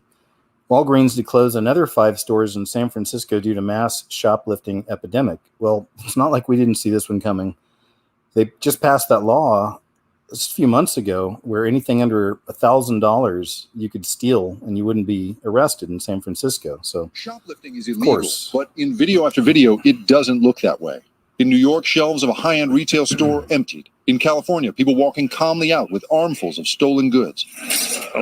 Now, Walgreens saying it's closing more than 20 stores, 5 in San Francisco, because of this rampant problem, what's being called organized retail crime. The company pulling the plug on these locations, saying it made the decision only after having increased our investments in security measures in stores across the city to 46 times our chain average in an effort to provide a safe environment. And drugstore items ending up in impromptu markets like this in San Francisco. So why is this happening? San Francisco's police chief points in part to a change in state law that raised the threshold for what's considered a felony theft from $450 to $950. Some people calculate, hey, I don't want to go over the $950, so let me steal $949 worth of property. And employees are in a terrible position. If it's a felony, our officers can take action, but if it's a misdemeanor, that arrest has to be a private person's arrest. Experts say the new laws don't seem to have changed the crime numbers. And while property crime rates in California are higher than the national average, here's the thing. They've been falling steadily for 20 years. So this is not exactly a crime wave, but people here in San Francisco say, well, it's pretty bold. My mom got mugged right outside that Walgreens. One time I went in there and a whole gang of kids came in there and ripped them off for thousands. I mean, they just took all the shelves, went like this to their makeup, made it all fall to the ground. Social media makes it look like people are getting away with it. Addiction is rampant in America. And this is all happening at a moment of real economic upheaval. Workers have been asked to do more and more over the years, while their wages stay more or less the same. The average salary for retail workers is roughly $27,000 a year. There is a victim here. It's the neighborhoods left without a pharmacy, like East Oakland, where Walgreens closed this store. It's absolutely indicative of the gap that's being created between those who are doing well and successful and resourced and those who are not. Between the people robbing stores and the people refusing to work at them, something has changed. Jacob Ward joins us now from San Francisco. Jacob, I think the big question for viewers is why? Why is this happening right now? Do they think it's because of the social media videos or because the laws are becoming more lenient? Well, SFPD is adamant that if you break the law here in San Okay, we don't need to hear the official story, but why? Gee, why is this happening? All this stuff was from the mind of the beast. The pandemic, and all. Event 201. All of it from the mind of the beast. And all these tactics that have been used. Like the burning down of the cities and all this from the groups that were doing it. From the mind of the beast. All of it. Why is this happening? Protesters in London surround Bill Gates' limo. This is that video we were hearing about on a Hugo Talks vid. And now you can see, it's good to see the people in England out there saying, no, little Billy, not here.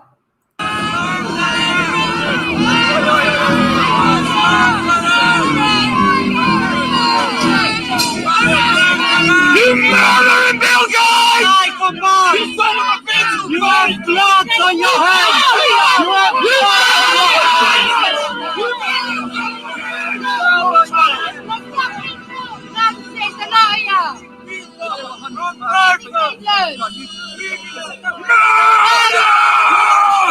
We know who you are, you son of a bitch! Murder! Arrest Bill Gates! Arrest Bill Gates! Arrest Bill Gates! Arrest Bill Gates! Arrest Bill Gates! Arrest Bill Gates! We know who you are, you son of a... Good stuff, huh? I like it. Maybe it's time for the 4 horsemen to arrive quickly. This clip is, excuse me, this clip is actually in my new video, so I'll let you see that one now. Oh, please listen. It says, listen to his threats, but he is wrong because I still stand with Jesus and I always will. I'm not sure what this one is. Let's see here. About the president to this sweeping and wake up. There are a number of people, for one reason or other, who just do not want to comply. Oh boy, we know what that is. So this will be one for my uncensored show. It's the gospel. The only way. Seen it. Well, then again, I got to think about it. Some of the videos are still up here, and I know that's an argument, but I've been doing this so long. So many of my videos would get tossed whenever you see 20 other examples of it on YouTube. So even on that, I try to play it fairly cool. You know what I mean? But this one we can check out. The CNN cuts off a football player for talking about Jesus. Not surprised. To really cure that what's on the inside is understanding that Jesus Christ died for our sins. And so to me, on a micro level, it's understanding. Just like that, we lost him. As many of you just saw, that was a live feed of the gospel. The only way to really cure that what's on the inside is understanding that Jesus Christ died for our sins. And so to me, on a micro level, it's understanding. Just like that, we lost him. Right. As many of you just saw, that was a live feed of what the news thinks of us. And not simply the news, but those that work in the head positions of the news. They do not want the name of Christ to be pushed, glorified, or anything as such, but yet they'll promote anything else that opposes Christ. Let that be a testament to you when the Bible calls Satan the prince of the power of the air. It's a reference, is not limited to, but it's also a reference to who controls the media. Want to hear more stuff like this? Hit like and follow for more. All right. Good one. I mean, it's not good to see that, but we already know. We're strangers in a strange land here. Here's something I just found this past week on my own here. Didn't even know this existed, but there's a thing here called the Childhood Dementia Initiative. This is from August 8th, 2021. It's a fairly recent thing, at least this channel is. Excuse me. And I don't know if it's connected to Potion or not. I haven't done that much digging yet, but maybe. I'm not sure, but we'll check this out. Then I'll go to their channel and show you some stuff. Maybe it's not. Maybe it's been around for a while. And maybe some of you out there have family, loved ones, acquaintances who've experienced this with children, childhood dementia.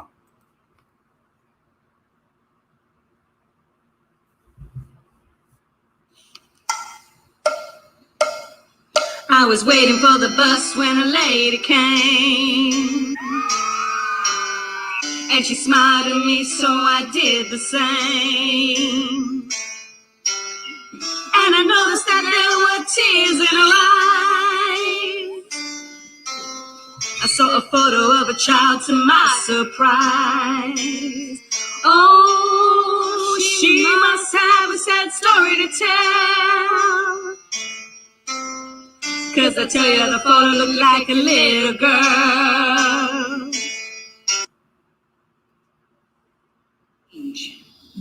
Is there anything you struggle with now that bothers you?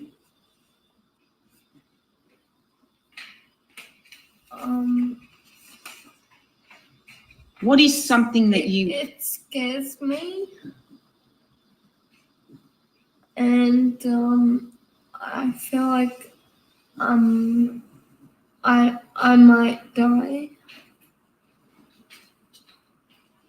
Is that what scares you?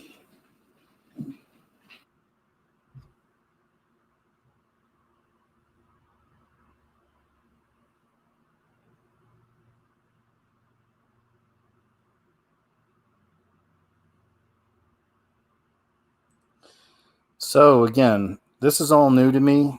Even I had to have thoughts of, is this a money scam type thing? You have to think. I think of everything. At least I do. That's critically thinking. It's considering every option, every availability you can think of, and then hoping to find some new angles to it that you never thought of from other people or sources. And so this is it. Let me see. There's their site. It's just 2 months ago is when they started. Cell and Gene Therapy ABC radio interview. This is what it does. Mom describes into childhood starts now, dementia. So I don't know. You tell me, is this a thing? I've never heard of it before. Is it something someone's creating as a money type generator, perhaps? Or is it real? Maybe they don't exactly know what it is, but maybe all these kids have some potion. You know, I don't know.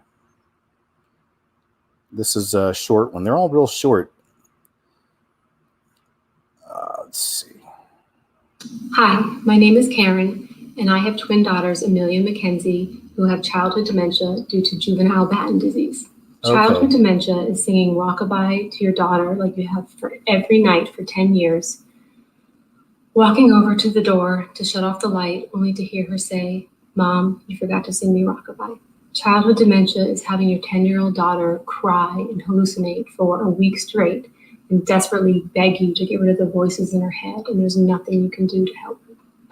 Childhood dementia is when your daughter asks who you are. So they're all short. So again, I don't know, man. I don't know one way or the other, but I thought it was interesting. Figured I'd share it with you guys and see if any of you know anything about childhood dementia. Open the Possibly. back then. Here's an interesting one. Once again, it shows, Hollywood's connection to the occult.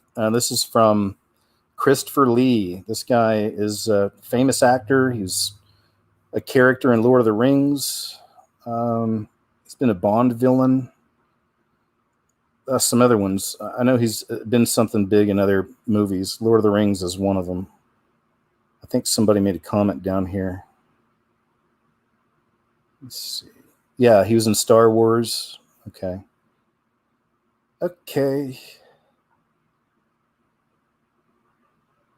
Yeah. All right. Anyway, let's check it out. He's talking about books on the occult. So let's check this out. It's well known that you have a huge interest in the occult and one of the largest collections of books. I don't have a huge collection. Somebody wrote I had 20,000 books. I'd have to live in a bath.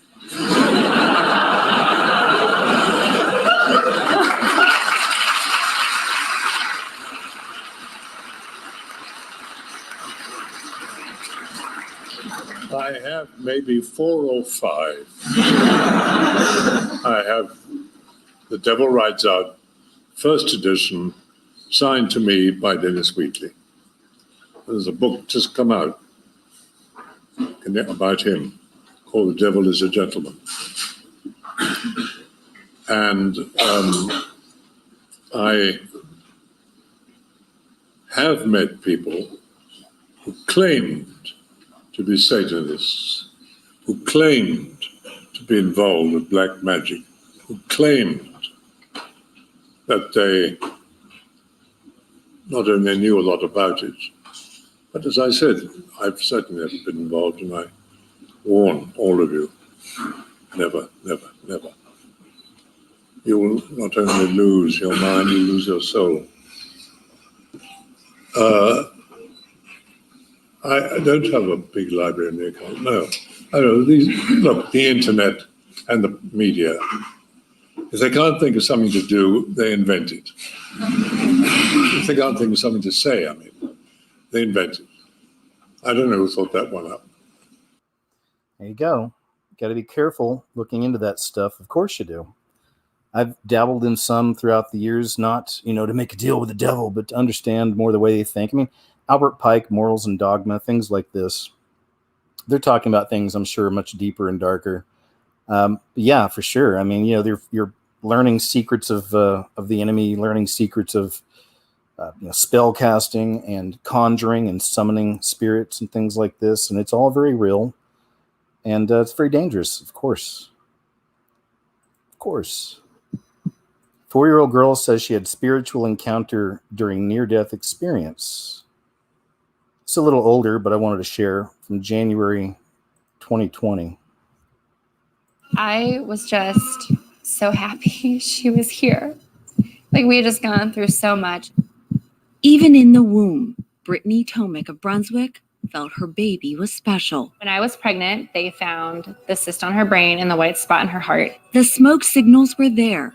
However, Arzola, nicknamed Zola, was born a healthy baby girl. And then around 6 months, we noticed she was still like an infant. She wasn't progressing. Tomic went to her pediatrician, who recommended therapy.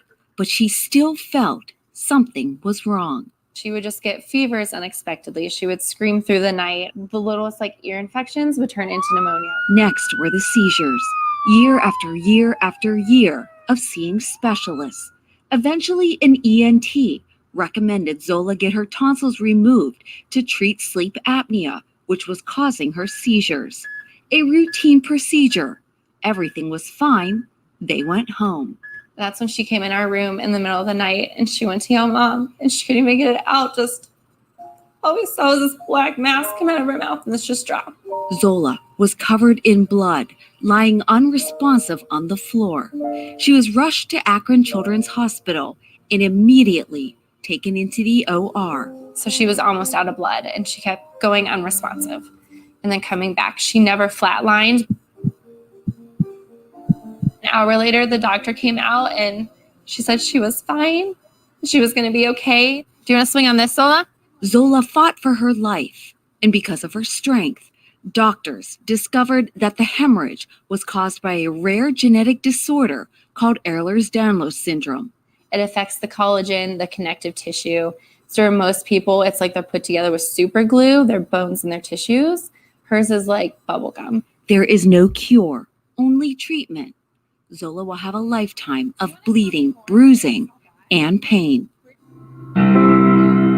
After a week at the hospital, Zola got to go home. And over the months following her recovery, Tomek says she started to notice a change in her 4-year-old. And then that's when I was getting her ready for gymnastics. And out of nowhere, she just asked when she can see God again. And it took me back for a second. And I was like, Zola, what do you mean? You want to see God again? She's like, yeah, when do I get to see God again? Tomek says despite never talking to Zola about her grave condition, Zola started talking to her parents about the time she died and went to see God. Oh, what? Oh, what? A passenger! Tomek says Zola described sitting next to Jesus and giving him a hug. What do you think?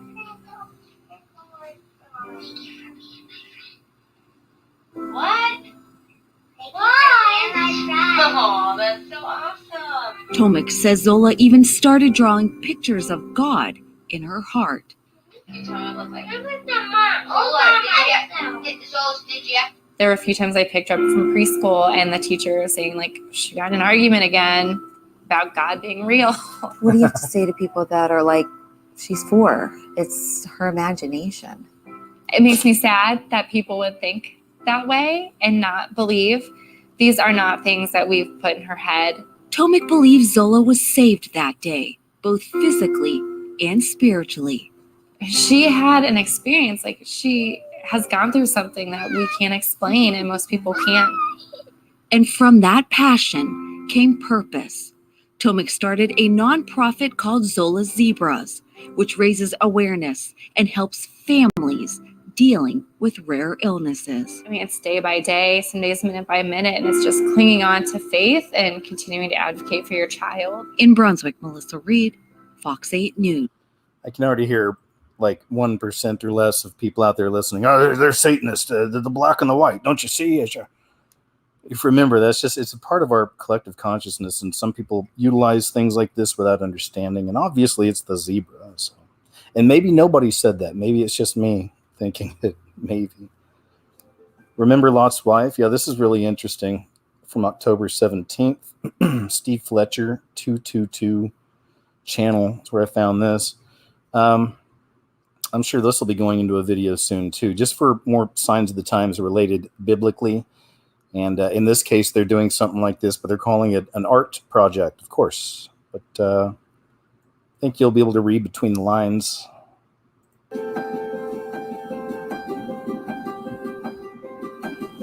So we came here today to raise awareness for the Dead Sea that is disappearing because of many cultural, political, and economical reasons that are not of the interest of the public.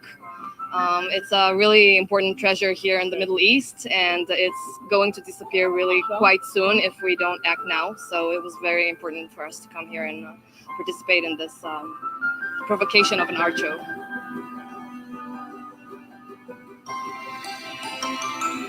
I'm going to be using and working with the brave participants to form salt pillars, which reference the salt pillars formed by springs in the Dead Sea when fresh water enters the Dead Sea, which we need a lot of. And also, it references the biblical story of Lot. Yes, exactly. She shouldn't have looked. She couldn't help herself. So, it references the biblical story of Lot. I'm going to be using and working with the brave participants to form salt pillars, which reference the salt pillars formed by springs in the. And that's another example of that programmed dialectic. How many people always raise their voice at the end of the sentence? And we've seen it with Valley Girls years and years ago, but then it became something with social media and a lot of the influencers, especially the real pretty girl influencers, lady influencers, and a lot of them will talk the same. And we've also seen it in television shows and movies, and so there's a programming there with dialectic, and you can hear it. This guy's got it. Using and working with the brave participants to form salt pillars, which reference the salt pillars formed by springs in the Dead Sea. See? When fresh water enters the Dead Sea. Every time. Like, see? Okay, we got it. You've been programmed, brah. Hey, everybody, I'm Pastor. I was an atheist until I heard Satan say these words. We'll check some of this out. Alan DiDio, the host of Encounter Today and EncounterToday.com. And what you may not know is I was an atheist who had an encounter with Satan. Now, I need every single one of you who are watching this right now, I need you to share this video with as many people as you possibly can, because I believe some of you are about to have a divine encounter. At 17 years of age, I was an atheist. I despised Christians and Christianity. I'd been in jail more than once, and I didn't want anything to do with the church. A friend of mine had invited me to a church service. I didn't want to go, but there was a special choir that was going to be there, and as a lover of all different kinds of music, I said, I'll go, but I'm going to sit in the back row. And somehow we winded up on the second row. And it was a Pentecostal church. I'd never been in a Pentecostal church. Oh, boy. People started talking in some unusual language and then praying for people, and they would fall on the ground. And I was looking for the first exit. If they didn't have one, I was going to create one. When all of a sudden the preacher looked at me, he pointed his finger and said, "You, I am laying hands on you now as a prophet of God to make you an example of what I can do with a young man sold out to me." And he laid hands on me, and as far as I was concerned, he pushed me down. I didn't feel anything. In fact, all I felt was confusion, frustration, and fury. I was angry at my friend for inviting me to this church. And I'm telling you this because I believe many of you have loved ones who you've tried to witness to, you've tried to invite them to church, and maybe they haven't responded the way you'd like them to. Don't look at the outward response. Because though I was angry and I was frustrated on the outside, something was happening on the inside. Over the next few days, I struggled. I didn't realize I was struggling, but doubt began to cloud my mind. I began to think these thoughts: God is not real. You don't believe in any of that.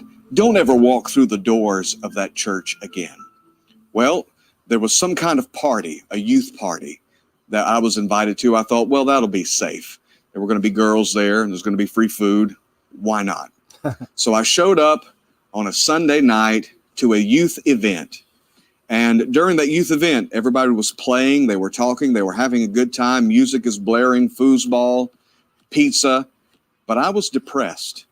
When I walked through the doors of the building, there was this dark cloud that seemed to hang over my head. I could barely lift my head up, just the doubt tormenting me. You don't believe in this. Get out of this church. You don't belong here. So I went and sat over in the corner.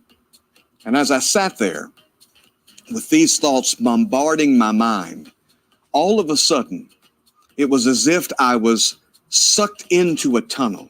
I don't know if you've ever been underwater before, and you know what it's like, how you can hear the sounds outside when you're underwater, but they're muffled. All of a sudden, all the sounds around me, the music, the teenagers talking, everything that was happening just seemed to be muffled, and all I could hear was this grotesque, distinct voice. It was saying the same things my thoughts were saying. You don't believe in any of this. Get out of here. And I recognized immediately, even as an atheist, that it was a voice of Satan. Chills ran down my spine. Even now talking about it, I can feel the hairs on my arms standing up because it was a horrible sound. And I realized in that moment that all the thoughts I thought I was having, all of the decisions I thought I was making based on those thoughts, were inspired by demonic entities. It was as if God, like the Wizard of Oz, pulled the curtain away and allowed me to see who was really doing the talking. And if someone has shared this video with you and maybe you've been having thoughts of doubt concerning God, let me encourage you right now, those thoughts aren't coming from you. Those thoughts are coming from the enemy. And that voice, loud as my voice is to you right now, saying, get out of here. You don't believe in any of this. And God showed me in that instant, not only that it was the voice of the devil, because it doesn't take much to realize that. If the devil's real, God is real. And God showed me how weak his voice was. That he was holding on for dear life, and he was only holding on to my life through deception. And God had exposed his deception. I didn't know how to pray. I wasn't raised in church. So I said, Satan, you can't have me anymore. Jesus, I'm all yours. And in that moment, the voice left, the torment left, the cloud lifted, and I felt this nagging feeling. I didn't know anything about the Bible. I didn't know the Bible says with the heart man believes, but with the mouth confession is made unto salvation. But I felt compelled to tell everybody what had just happened to me. So I made them turn off the music. I made everyone stop playing, stop eating, and through sobs and through tears, I shared with them the encounter, the experience I just had. And the moment I testified, weights I didn't even know were binding me were lifted. Bondages I didn't know that I had were broken, and I was instantly and totally set free. Listen to me. I don't know whether you're listening to this for a loved one or you're the loved one someone has shared this with. Satan's power is weak. His deception is deep, but it's being exposed right now. In a moment, I'm going to pray for you to have an encounter, but you need to give your life over to Jesus. You may not know much about God. You don't need to. All you need to be able to say is this: Satan, you can't have me anymore. And Jesus, I'm all yours. Let me pray for you right now. Let me pray for a supernatural encounter in your life. In Jesus' name, just lift your hands right there where you are. Father, in the name of your Son, you see their heart. You see the bondages that they find themselves in, the deceptions that have bound them. I pray those be exposed and that they be broken right now in the name of your Son. And I pray that now there'll be a revelation of your grace, of your mercy, as they repent and turn to you in the mighty name of Jesus. Just declare right now, I receive it. In fact, write in the comments of this video, I receive in Jesus' name. All right. There we go. Hope that helps somebody. You never know. I never look at the people that listen to these shows as just one thing, because you're not. You're all over the place. You're in different places in the world. Very different types of people all over the place. So that's why it's a bit of a hodgepodge here with the show. It's also just the way I think and look at things. But I know that something will get to the right people, you know? List of U.S. companies secretly owned by China. Here we go. General Electric, AMC. That's why we're seeing AMC commercials now with Nicole Kidman. You got these Hollywood stars pimping AMC theaters. I just saw that commercial the other day. It's like, didn't China just buy that? Oh, okay, I see now. Smithfield Foods, the Waldorf Astoria Hotel, IBM, Personal computer division, General Motors. Detroit. It's America. Wait, what? Spotify. Ruh-roh. I have a podcast on Spotify. I'm working for China. Tesla. Snapchat. Microsoft Core. Hilton Hotels. WeWork. All owned by China. Sotheby's. Starplex Cinemas. Alliance Healthcare. Segway Inc. Well, somebody had to do something with Segway. Riot Games. Uber. Brookstone. Motorola. China owns all this. Dairy Farmers of America. In Kansas City, of all places. Fab.com. California Grapes. Cleveland Cavaliers. Moki Media. Lending Club. Electrolux. Fisker. It's a long list. How many do they say they are? Anyway, if you want to see the whole thing, there's a bunch, okay? There's tons. But this is a little bit older, from November 2020, but I thought you might find this interesting. List of U.S. companies secretly owned by China. That's on usagag.com, usagag.com. This is funny. This was funny. This is a Kyle's cat, Snuggles. So the cat is Snuggles, and an example of what we put up with. I didn't think this would be real until I watched it, but cat faking a limp to get in the house. His Chubbs lays here quietly next to me, which is nice when he's quiet and good. All right. Come here. Yeah. So I take it you want to go inside. Uh-huh. You want to come inside? Is your paw hurting?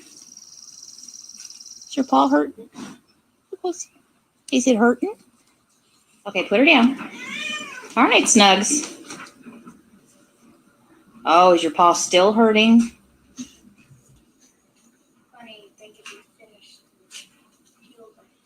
Yeah, it was perfectly healed yesterday. Snuggy Boo! Get her some cat food. Oh, that's good. She's good. She is. She's really good. She's perfectly healed. I mean, yesterday and the day before, she was walking just fine.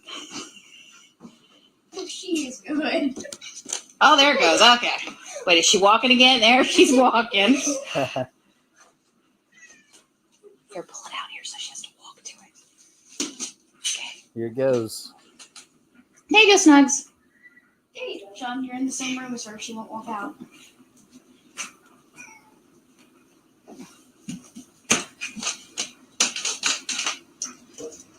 You know she's fine. No.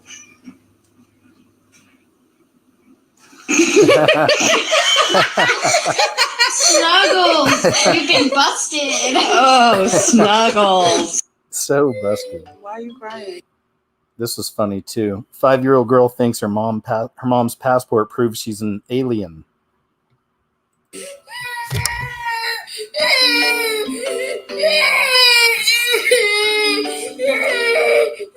what do you think that means, Mommy? You think that means I'm an alien? Mommy, look. It's not meaning I'm an alien. These are the places that Mommy has traveled to, and this is just a picture of the earth as I travel. You scared of Mommy now? Come here. Yeah. Karen gets cuffed mid-main character moment. I'm not sure what this one is. Let's see. Oh, we already saw that. Okay, it's a lady on the plane. Biden tries talking in a microphone while music is still blasting. Nurse Jill had to intervene. So here's just another one. It's always fun to watch these.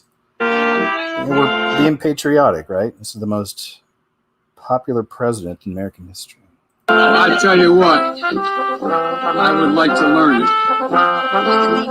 You see that they're coming in?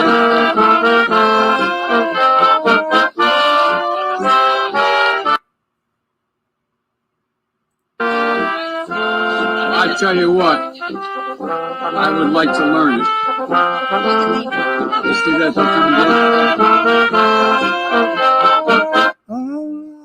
America. Okay, yeah, there you go, guys. America's done. If you didn't know that, it's being sectioned off, dismantled, slowly destroyed. But I can't say slowly. It's been pretty quick. So our faith is not in this world. I'm reminded of that every day. I always keep that in mind. It's okay to be weird in this world because we are. This isn't for us. It's becoming all that more obvious. But we're able to stick around. We stay right now. We fight back. Try to be a light in this world for Christ, for the people. Be an example. We do okay, right? We do okay. The Lord's really taking care of us these days. He always has, but I know in these days, and everything coming, He's got us. Ohio college student angry and scared after cisgender men installed a radiator in dorm's safe space. Of course, you'll be seeing stuff like that. Let's read some. A student at Oberlin College in Ohio described being scared and angry after the school announced a work crew would be installing radiators in a safe space dormitory for women and trans students. Oh, wow. I can't even imagine what college is like these days for kids. They have this stuff. Explaining the crew would likely be cisgender men. Oh, God, no, not that. I was angry, scared, and confused. Why didn't the college complete the installation over the summer when the building was empty? Why couldn't they tell us precisely when the workers would be there? Why were they only notifying us the day before the installation was due to begin? Oberlin student Peter Frey-Witzer wrote in an op-ed published in the college newspaper. Let's see here. I guess this is from the person that was freaked out. In general, I am very averse to people entering my personal space. This anxiety was compounded by the fact that the crew would be strangers and they were more likely to be cisgender men. Do you see what this system has turned human beings into? It's one example, but there's lots of them. And they're all focused on nonsense, and their minds are just riddled with idiocy. And there's holes in there, big holes. The wind's just passing through. But they've been perfectly programmed people. And imagine when invasion comes to this country. Imagine when things really start popping off. Jackboots kicking your door down, kicking down the door to your safe space. So many people in America, not all, but many, are already primed and ready for invasion, to be taken captive, to be used, abused, raped, murdered, beaten. Canadian government workers must not say, "Let's go Brandon," or any variation thereof in any communication. Apparently, this is an official letter here actually saying that they're not allowed to use "Let's go Brandon," which became a meme. It's a cover for F. Joe Biden, because that's been screamed out in unison by so many people at so many events over the last few months with Biden. When he goes out somewhere public, like everybody, no matter what it is, everybody, F Joe Biden, and they're doing it not just when he's there, but other events, just doing it, car races and sporting events, F Joe Biden. So I showed you that clip where there was a reporter saying, "Oh, look, they're saying, 'Let's go Brandon,' because she was interviewing a guy named Brandon." Just, a dumb dolt, a news babe, probably had them low cut top and wear plenty of makeup, and it's all news babes, right? It's news babes. So we get news babes. So anyway, I guess this is kind of like one of those things. It's like the people fighting the upper class, so-called upper class, the satanic upper crest of the beast system. And how they respond. The government gets involved. You cannot say, "Let's go Brandon." Goodness gracious. It's madness. Speaking of madness, this is what they've done to the military. Again, just primed and ready for invasion and for destruction. And there we go. This is the U.S. Army. But MLK, he tried to lead the way.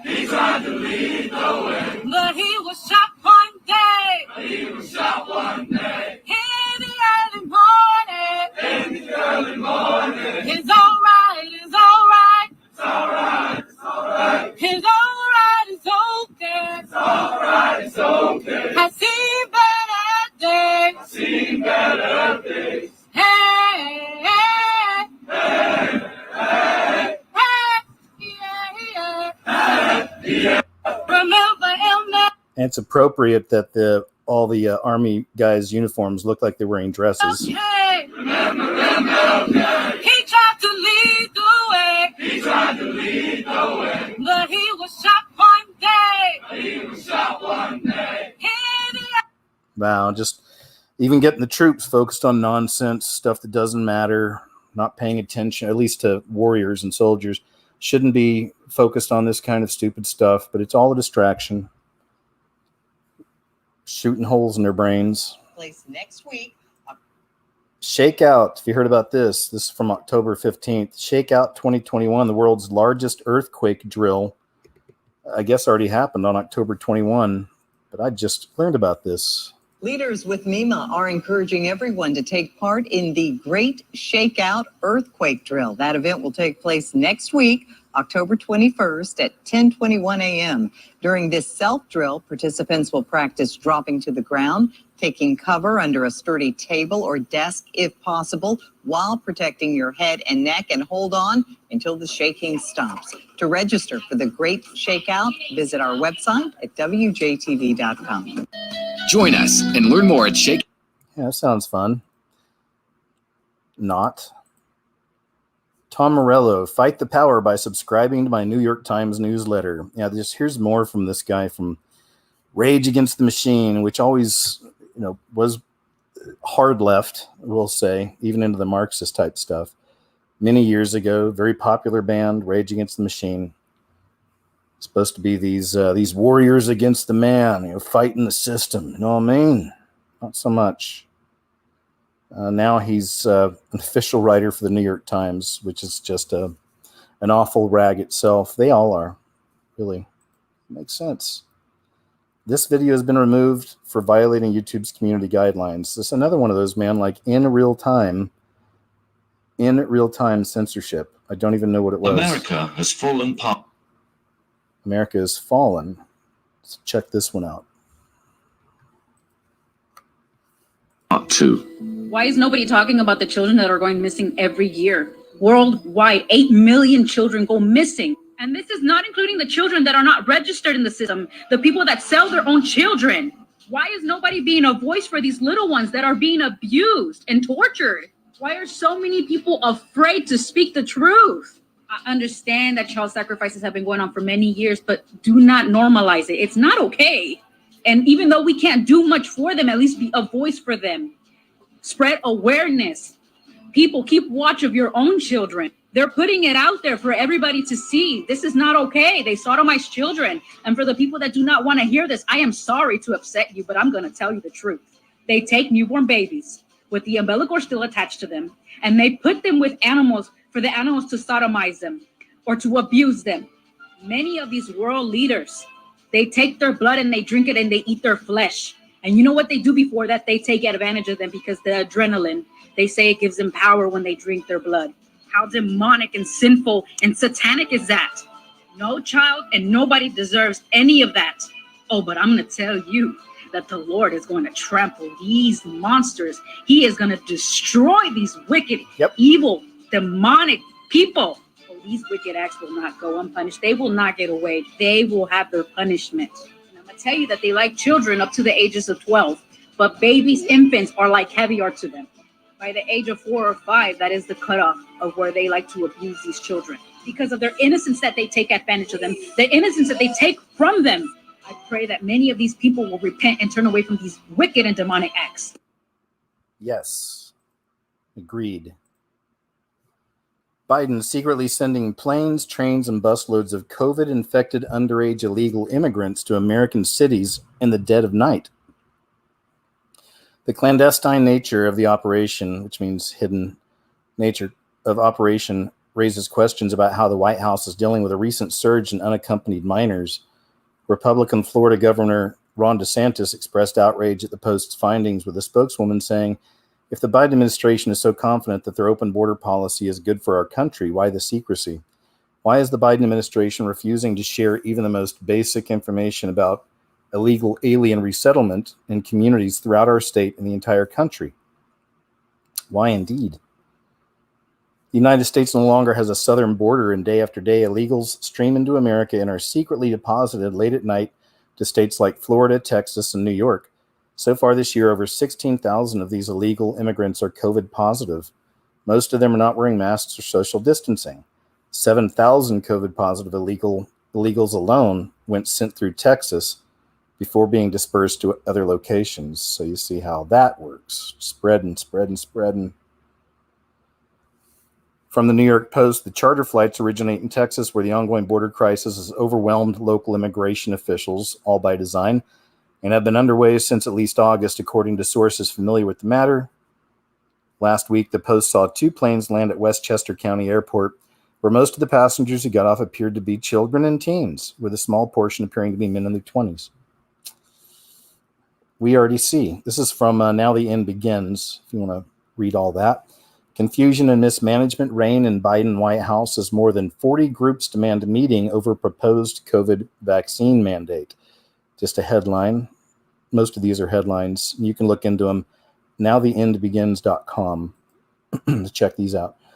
Barack Obama to be a keynote speaker for Gaia celebration at Dear Earth from YouTube, proclaiming our planet as the one who birthed us all. So this is one I'll be watching. And let's see when it's coming out. Not seeing it. All right. I'll be checking that out. Remember way back when Barack Obama was trying to convince people to vote for him, how he would always talk about his white mother and his Christian faith. Apparently, these were 2 things that were highly meaningful for him, right? And we were constantly seeing photos of him going to church and talking about his walk with the Lord. In 2021, Obama, who never mentions his Christian faith, not 1 in 100 times, is now the keynote speaker for a Gaia celebration of the one who gave birth to us, the one and only, Mother Earth. All right, so I'm not going to read all this, but I'm going to be checking that out myself just to see what old Obama's got to say there. Antichrist Obama. Energy crisis now gripping the world with potentially grave consequences. So energy.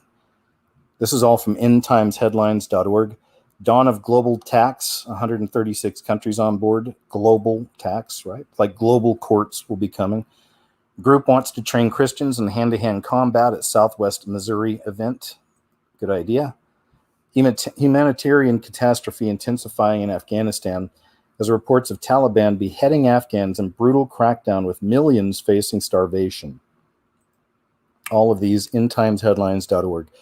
Ex-NASA moon landing engineer claims UFOs crippled 10 nuclear missiles at top secret U.S. airbase.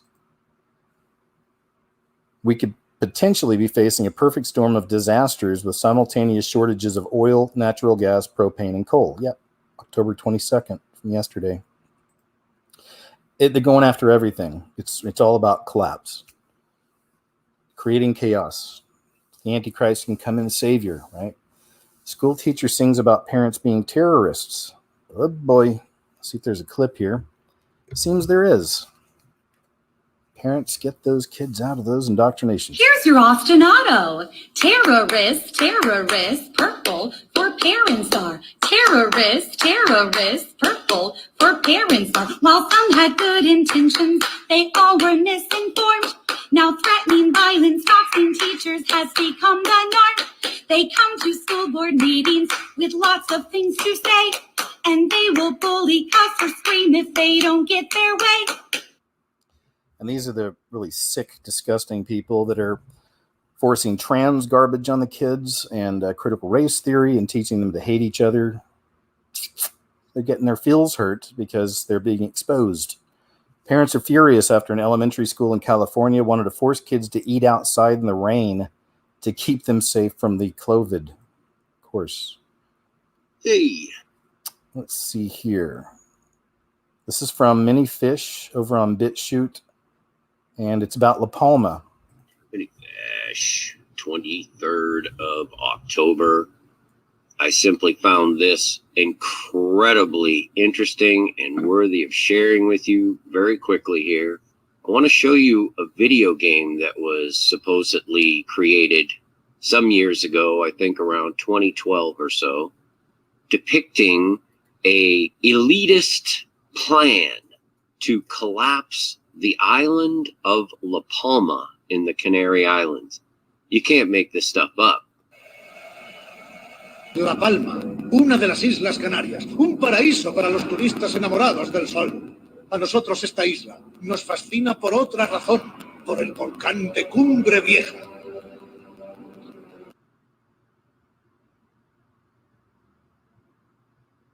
La frágil ladera occidental del volcán está repleta de grietas y fisuras por las que se filtra el agua. Ahora viene la parte interesante. Si colocamos diversas bombas en puntos minuciosamente calculados, las explosiones termonucleares nos permitirán calentar el agua y hacer que se evapore al instante. Si prestaste atención en clase de física, sabrás que la evaporación repentina del agua creará la presión necesaria para destruir la frágil ladera del volcán y hacer que se derrumbe contra el agua. ¿Imaginas qué ocurrirá después? ¡Exacto! ¡Un tsunami! Olas de 200 metros de altura cruzarán el Atlántico a la velocidad de un avión. El tsunami arrasará la costa este de los Estados Unidos. Nueva York desaparecerá. And lo and behold, we go here to the official European seismic website. This is official, and we're looking at all the earthquakes for today. You see here, there's the 21st, all the way up. We go up the list, and there's a lot of them. Right up to the 23rd is the most recent earthquake. And we're going to go into La Palma Island, and you need to understand that this is not normal at all. This is the area of the volcano right here. This is the ridge that they have been talking about potentially falling off into the ocean for years. How on earth do you think that all of these hundreds of earthquakes going off happen to be in a perfect grid right along that ridge?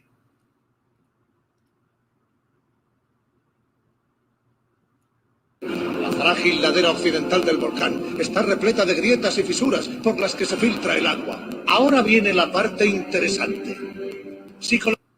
That is not normal, folks. I don't care what kind of software they're using, any excuse, it doesn't matter. This is not normal for these earthquakes to be in a perfect grid pattern right along that ridge, as if they're intentionally trying to sever off a piece of the island. Just saying.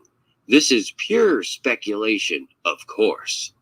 You make your own decisions and do your own research. But I would be prepared for anything, because it's coming regardless of whether or not this island collapses or not. We're in it, folks. And you best develop a relationship with Jesus Christ, because he is the only victory through all of this. So I thought I'd let you chew on that. I do pray you're all well. I sincerely and humbly do. I'll leave links to this stuff. So there's one to consider. We know we have Bill Larkin's vision from the Lord. I can't remember if it was a dream. It was a dream. And this from 2012 is when he uploaded that. And that was showing La Palma causing tsunamis on the East Coast and a lot of other places as well. Then, of course, we have it on the money. So you got the missile hitting the water and causing a tsunami in New York City. So it's interesting to see how these things have come together. I believe they will. I think that both prophecies can, one of them's written on the money, so on the money, just like 9 + 1 1 was. So it's coming. And then I believe this is coming. And that's when I say that, we're right on the doorstep, right there. I mean, everything's set up in such a way, and all the cargo containers out there and everything else, like everything's set up for just this massive event, a massive event. As I always say, I pray for rapture. And then, if that doesn't happen the way I see it, then, I look at every angle, right? And if it didn't, excuse me, excuse me, if it didn't, then, I'll just figure I got it wrong, I guess. I didn't understand it or whatever. And here we are. I mean, this is really, I think about it all the time. I think about both sides, but I do pray for the harpazo and the catching away, snatching away. Pray for that. That's what I want. Like, please, Lord, I hope I'm worthy to go, and if I'm not, show me what I need to do, what I need to work out. But, these are the conversations we have. At least this is a conversation I have. And then for just prepping, I already tell people, have for a long time, have at least a few months of prep set up anyway. We don't know how deep we're going to go into things, how deep collapse or how quickly the collapse is coming, how deeply we have to go into this. And there's already store shelves coming up empty in a lot of places. We already know farmers are killing their crops, being paid by the government to do so. It's wicked. It's completely wicked, man. But that's what it is. That's what time it is. But yeah, I mean, we're right there, moments away from the event. All these questions about pre-trib and all this stuff, all these things will be answered soon. Who the Antichrist is, all these things will be answered soon. We're really close, man. Really close. And y'all know me. I've never been one to just throw that out there. I'm very cautious. I've been watching this approach for years, warning the Antichrist is coming for years. The New World Order is coming for years. Here it is. Here it is. So that's one you might want to share, though. That's on Many Fish, La Palma. Check that out earlier. Oh, and this is Washington Post, of course. Washington Compost. Their opinion piece, don't rant about short-staffed stores and supply chain woes. Of course, right? Trying to get you to stop complaining, kind of like those teachers. Hey, people, stop complaining. Government, can we label these people domestic terrorists, please, or something? Just get them to shut up. Colorado middle school under investigation after several children had masks duct taped to their face. It's from 3 days ago. A mother in Colorado Springs says her child was forced to tape her mask to her face at school. Woman says it happened after the student's mask kept falling off in class. This is a picture of it.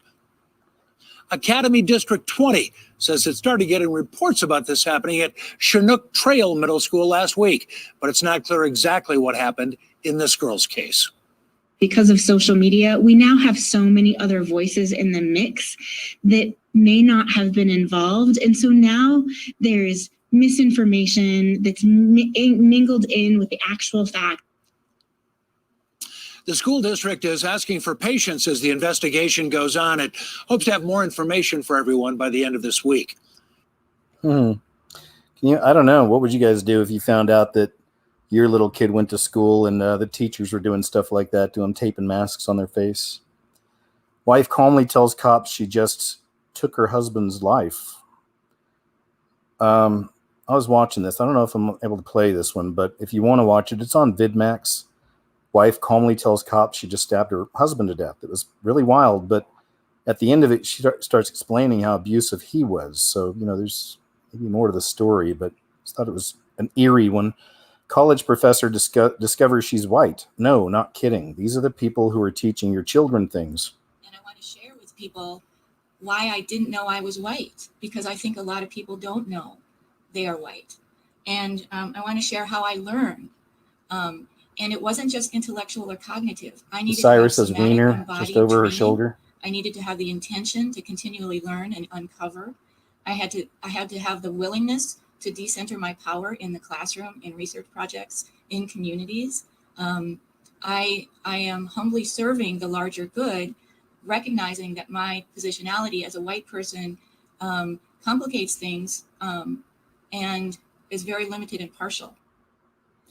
And this is exactly how the system wants people for when the government comes a knocking on your door, knocking that door down.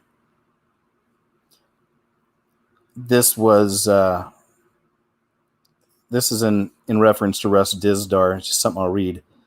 He says, the day is coming when humanity's wars will end, but it's not in the hands of man. Believe it or not, it all began as a spiritual, supernatural conflict, and it will end as the most supernaturally, spiritually charged battle in all recorded history. Never in the past have we ever seen such a day. It's coming for sure. Never again will it occur. This is written in the vast sovereign halls of Scripture. We should have paid more attention to the one who hung bleeding on that old rugged cross. His words have never failed up to this very day. They will not fail in what they say about the end, or about the very end either. Yes, Russ Dizdar. This one's pretty wild. Mel Brooks, like one of the most politically incorrect writer-directors out there. He's doing a comedy, History of the World Part 2, set 40 years later after History of the World Part 1. If you've never seen any Mel Brooks, you're missing out. It's refreshing in these days. Still, it has its own brand of wickedness, but as far as just the culture wars go, yeah, he's quite the warrior. And you should check out some of his old movies. Very, very politically incorrect. I saw Young Frankenstein at a really early age. I mean, can't remember how old I was. I was little, but it really affected me. And I loved it. I liked scary stuff even when I was a kid, but it wasn't scary. It was funny and had me actually laughing out loud, as a kid. Young Frankenstein. Anyway, there's that. Something to think about.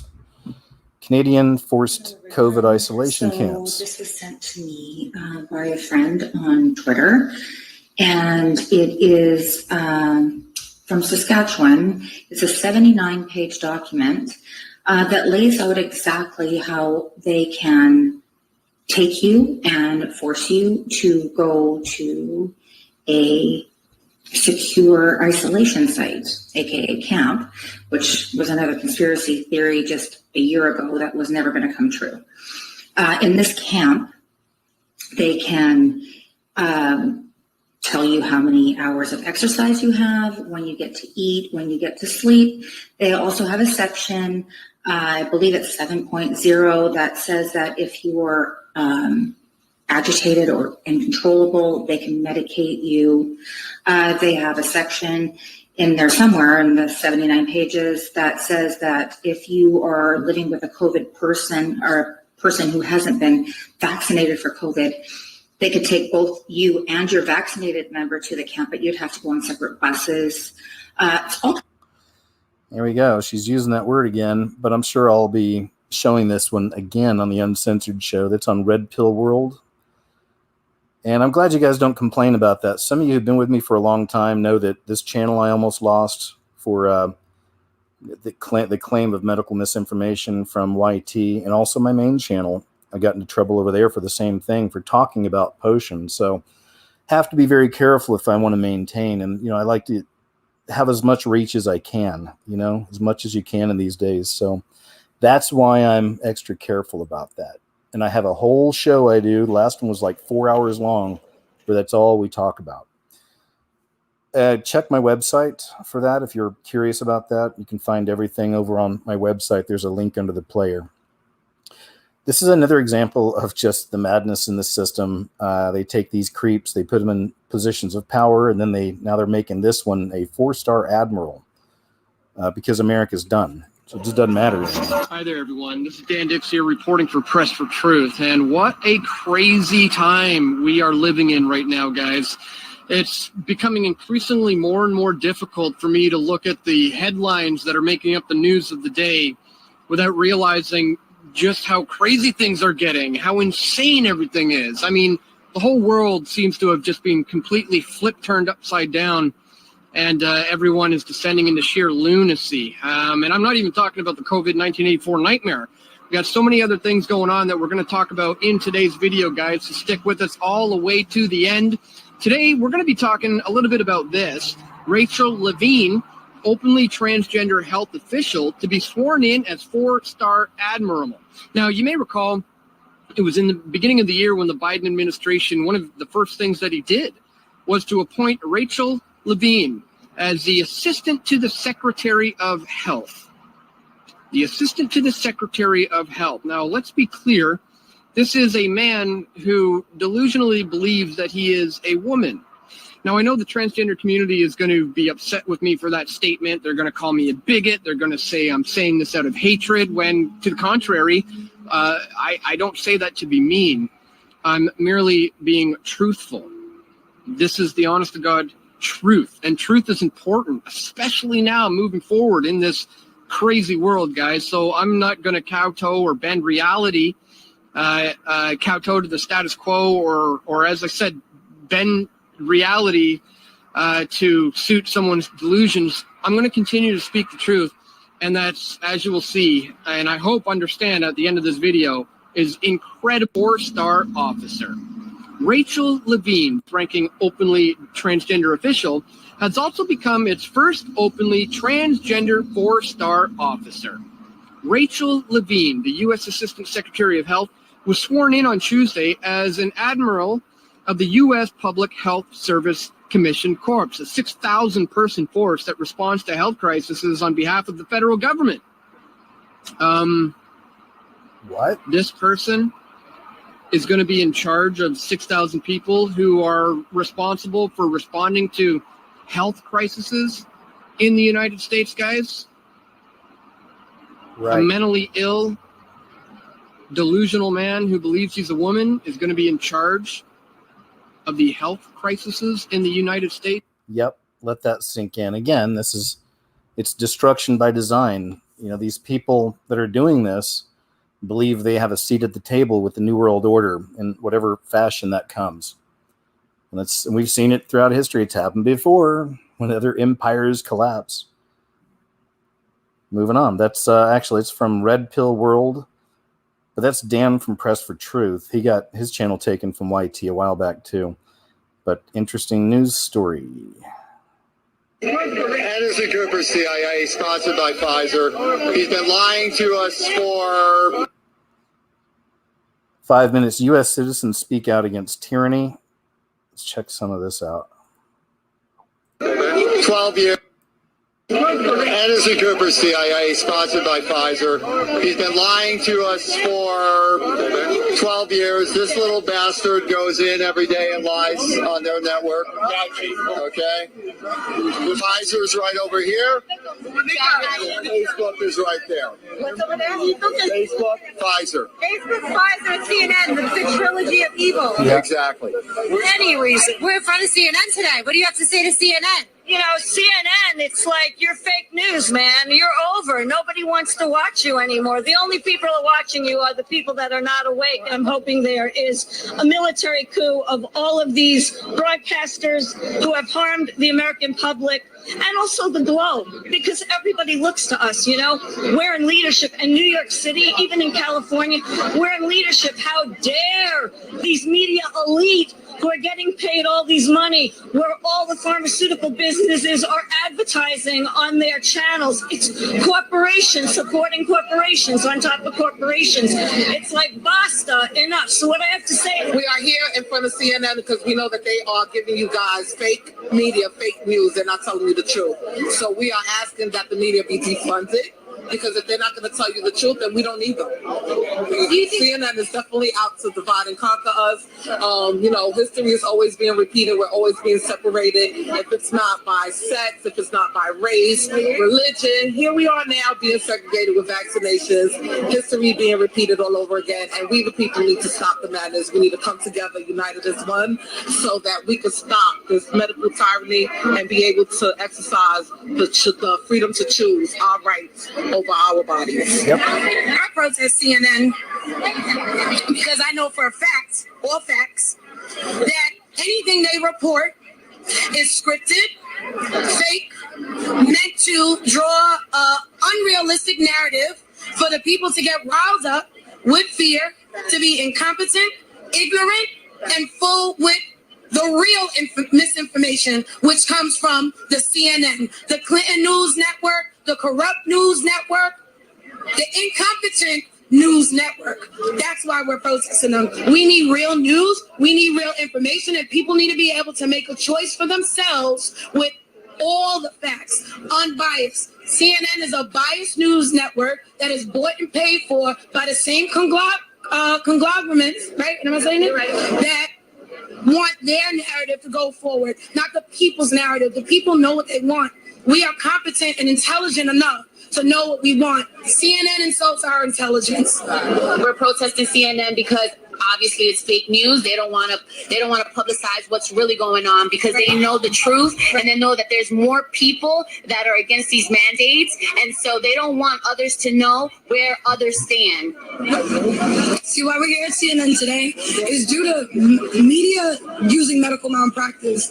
They're feeding the public false information about what's going on in medical. You know what I'm saying? So now it's become an entire thing about, oh, if you don't get jabbed, it's basically just showing your loyalty to the government because none of the science makes sense anymore. When the FDA, the CDC, all of these different scientists, all of these different people come out and spoke against the initial science that they thought, or the initial help that they believed that they were doing, and now they told the public to be afraid. And CNN won't say that. CNN won't publicize that the CDC or the FDA scientists are said to be very afraid of what we're going through. We're in front of CNN because CNN are a bunch of liars.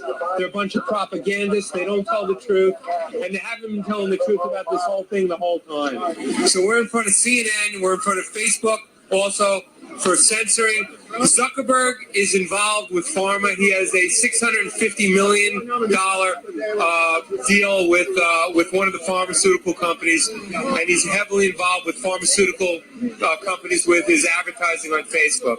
So they're all in bed with one another. You know, Anderson Cooper, Chris Cuomo, they're all getting paid by Pharma. When I see this lady, I was thinking, because I don't know for sure, but she looks like, the way she dresses, kind of like maybe an ex-Antifa type, you know, maybe, I don't know. This is just my thoughts, but I was thinking how cool it would be, because a lot of these, you know, kids were confused and they were ignorant and they were programmed and misled, but they have a real rebellion in their heart against this system, which maybe they don't exactly know how to define it. I like the rebellion against the system, the beast system. And maybe as these kids keep searching for truth and they come out of their programming, because now I'd like to see a lot of them maybe leave that other stuff behind, fight for something that really matters, that can really save lives and help humanity, you know, fight for this against the potions. And then ultimately, as they keep searching for truth, we know the path on truth to truth. The more we go, it leads to Christ. It's like that's the bottom of the rabbit hole. It's Jesus. So ultimately, that'd be a really cool way, I think, to see these people evolve. Look at this one. It's like the Matrix again. You know, they've got some new crown virus pills that are red pills. And the Matrix, you know, the red pill is what releases you. But then right here, whenever you go get your potion, they're giving you a jelly bean that's worth $1. And it's a blue pill. Thank you for choosing to get potion. It's a blue pill. How cute. And that's what keeps you in the Matrix. Biden secretly flying underage migrants into New York in dead of night. We saw some of that earlier. Superman colorist quits over comics' embrace of wokeness. Tired of this. Beep. You may have heard why. One thing is that Superman just took out the American way. DC Comics recently announced the phrase American way would be taken out of Superman's slogan. Of course, it's just another outward expression because America, as we knew it, is gone. It's gone. But we're okay. We got the Lord. He's got you. You're still putting food on the table, still working, still making your money, still living, still at peace with all this. And that's all from Christ. And I know he's working with all of us. We just have to accept it, know it's there. Instead of focusing on fearful things or being scared, just realize, hey, as crazy as the world gets, and it's going to get crazier, he's got you. He does. He's got you. Amazon caught throwing away tons of unexpired food as U.S. faces unprecedented food insecurity. So look at this. It's another one of these.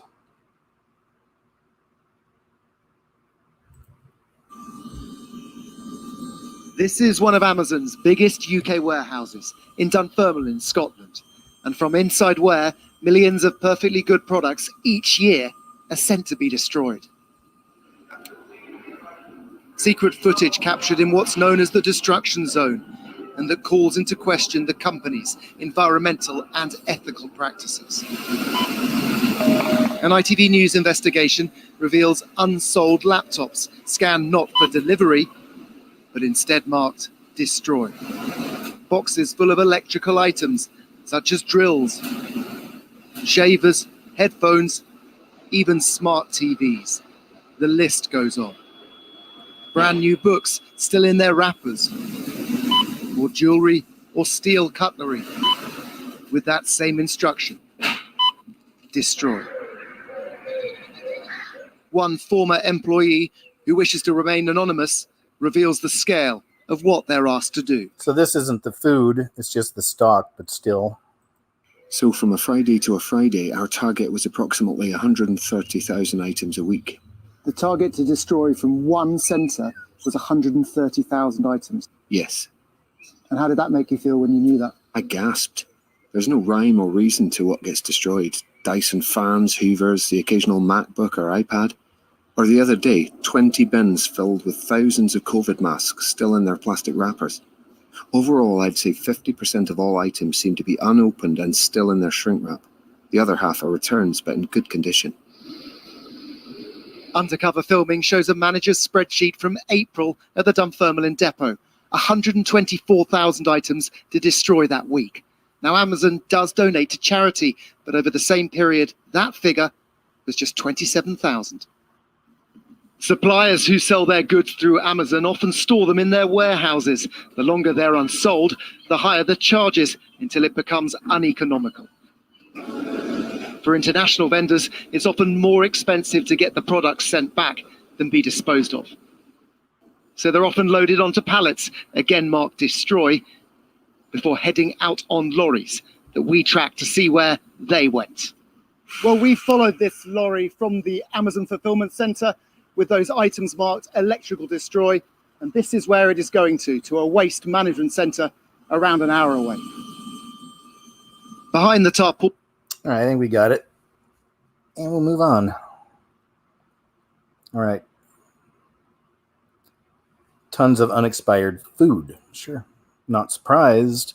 The world is going back to a gold standard as the US dollar is about to collapse. It's a headline from Russia Today. That was from July 2020. This is Disclosed Screen Grim Reefar. Weird video of a light being ghost exiting refrigerator. Let's check this out.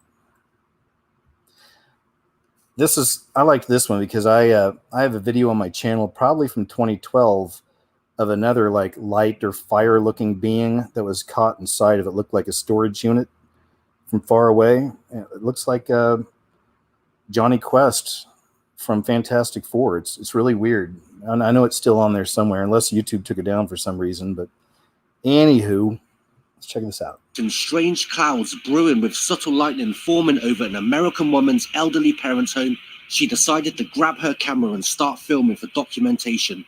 Knowing her parents would be fast asleep by now, she was stunned as to what the camera picked up that eerie evening.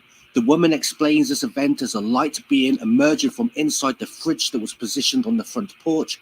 This interdimensional figure opened the door from inside the refrigerator and casually strolls away.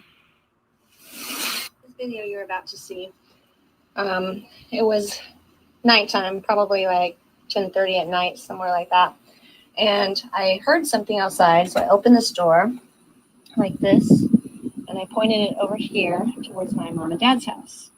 And then when I zoom in, you'll see there's the side door, and then you see this back porch area, and then right against the wall is a white refrigerator. So in the video that you're going to see, where that white refrigerator is, some light being, ghost, I don't know what you want to call it, walked out from it. So watch close.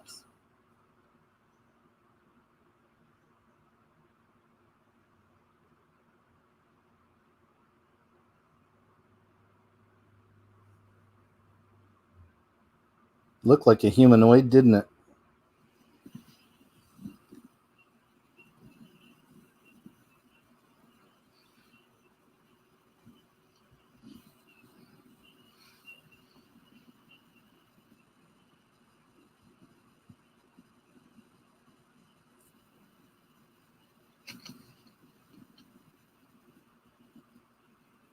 That is weird.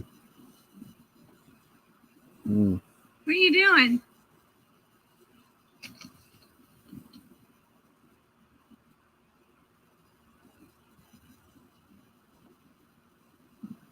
What are you doing?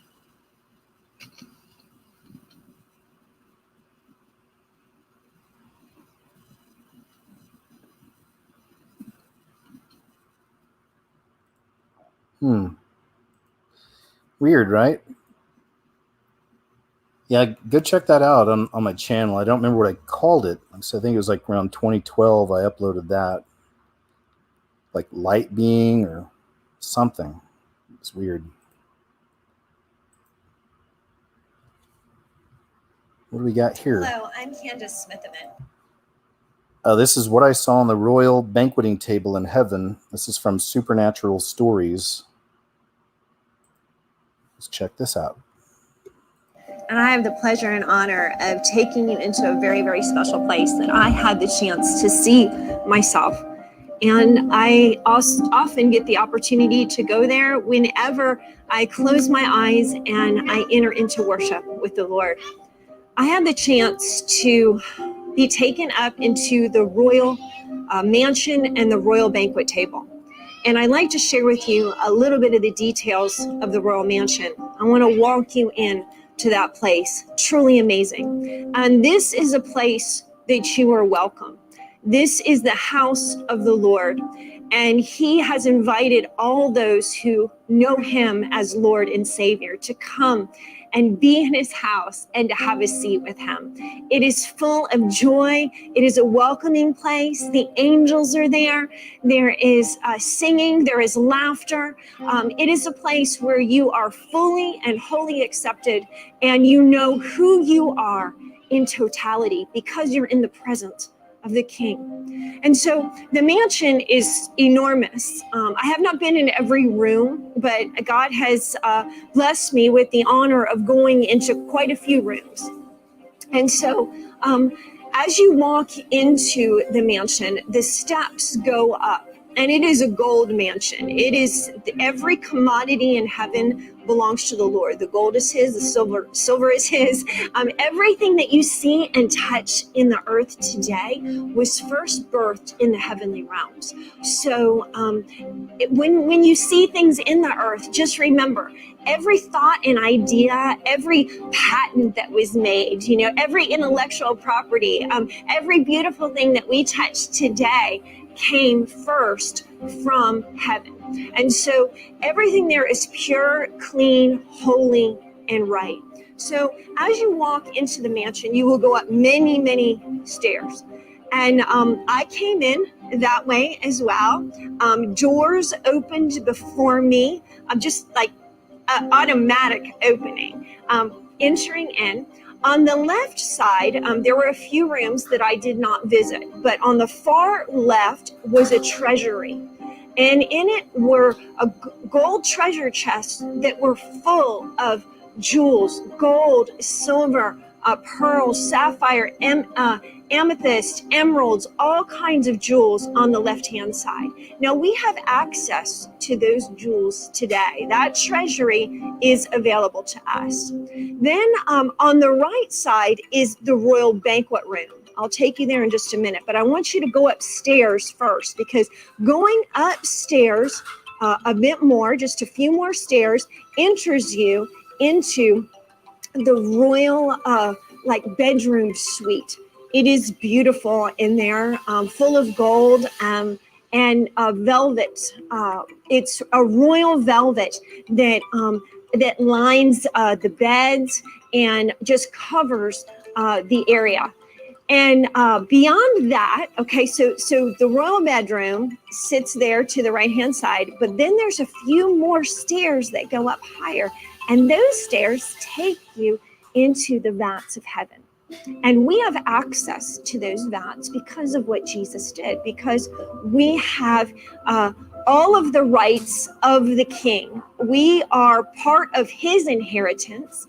And so he has given us as his kids access. So after you go up those stairs, and I saw when I went up there, these huge columns, and my hands aren't even putting, I mean, these things are huge. They're absolutely enormous. And they're lined up, and in them are all of the commodities that we need. There's gold, there's silver, there's wine, there's oil, there's grain, there's wool, flax, there is water, and there is also just amazing quantities of each and every one of these basic commodities. And so when there's a need that we have permission to go up those stairs and they have all these bowls that are next to each one of the commodities, go and retrieve whatever it is that we need out of those vats for ourselves. We can also retrieve for our family and our friends. When people are in need that we know about, that we're praying for, we have the right to go into those vats and retrieve. This comes from Hosea chapter 2. In Hosea chapter 2, when the people, when the nation of Israel repented, the Lord said, I'm going to return to you the access to the vats. And in those vats, he says specifically, grain, new wine, and oil. Now, grain represents revelation from heaven. Wine represents new opportunities, and the oil is the anointing of God. Okay, it's the anointing oil. Okay? It positions you and it prepares you for the things that God has for you. Okay, you need the anointing. Then the other vats of gold and silver and everything else there is available when we have provisional needs of any. Okay, I'll stop there. You can see the rest if you're interested. Supernatural stories. I share different ones of these. All right, I share different examples of these from time to time, and just things I think might be a bit of interest. You see. Okay, here's the Steve Quell story. Steve Quell, the title: Steve Quell survives assassination attempt using gene-targeted bioweapons. So I'll see if we can get to where he's talking about that in here. Welcome to the Health Ranger Report on Brighteon.tv. Today, arguably, the most important interview. Dave Hodges, those of you, Daniel Holdings, that, took up the slack, things they have, and what Mike and I are going to talk about, are so evil. And Mike, you know what's interesting? When they target you individually, and they came that close to taking me out, let's just say this. If my attitude was bad before, it is ultimately realistic now, okay? I mean, there is no Pollyanna. You spend, I spend, we spend, collectively, all of us spend, because we're just trying to, fill the headlines of our websites for the day. And so I want people to understand that there is no expectation of truth, no expectation of anyone coming to your aid. You're watching the complete communist takeover, takedown, but more importantly, the destruction and the annihilation of the human race. And Mike, if you can say it any clearer than I can, my brother, please do, because I don't know how.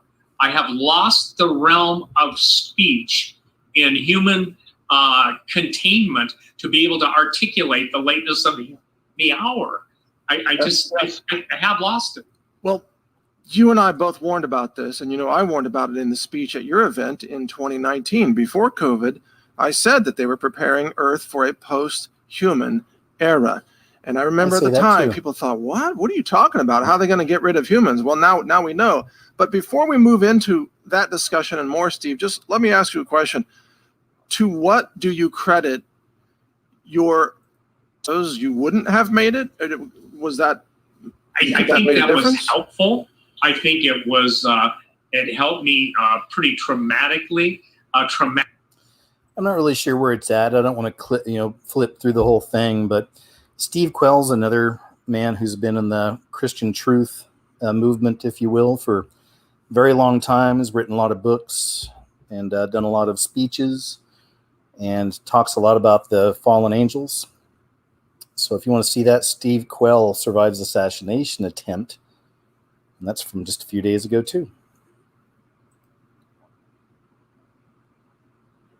The politics of starvation and cascading consequences playing out now as weapons much mightier than missiles are used upon America to complete our transformation into a socialist hellhole. That's a mouthful.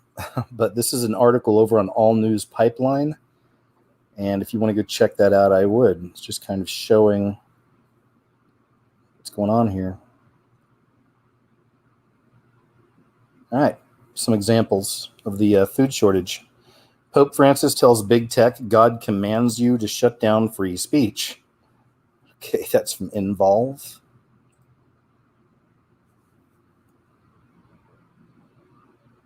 Troubling charges. This is pretty wild. Amazon driver wearing a wig busted taking pictures of women in the restroom. Gross. Investigators say that he wore a wig to get into the women's dressing rooms at the Rent Them outlets and take pictures of girls there. Emily is back in the newsroom with details on this creepy crime. Amaka, police say witnesses were able to catch that man in the act. They say he used that disturbing disguise to take hundreds of pictures and videos of unsuspecting victims. This is the man police say is accused of acting suspiciously inside a dressing room at the Rent Them outlets. Jacob Guerrero was arraigned Tuesday on a charge of possessing child pornography. Police say 3 women at the outlets reported Guerrero acting suspiciously in a dressing room this summer. He was present in one of the Rent Them outlets changing rooms to observe people undressing and trying on clothing. Police say one of those women then saw Guerrero follow a group of girls into a bathroom. She took this picture of him in a blonde wig with what police say are cameras taped to his shoes. Whoa. Police obtained surveillance video, which they say shows Guerrero, sometimes dressed in an Amazon delivery uniform, arrive 11 times at the outlets and change into the wig and a dress.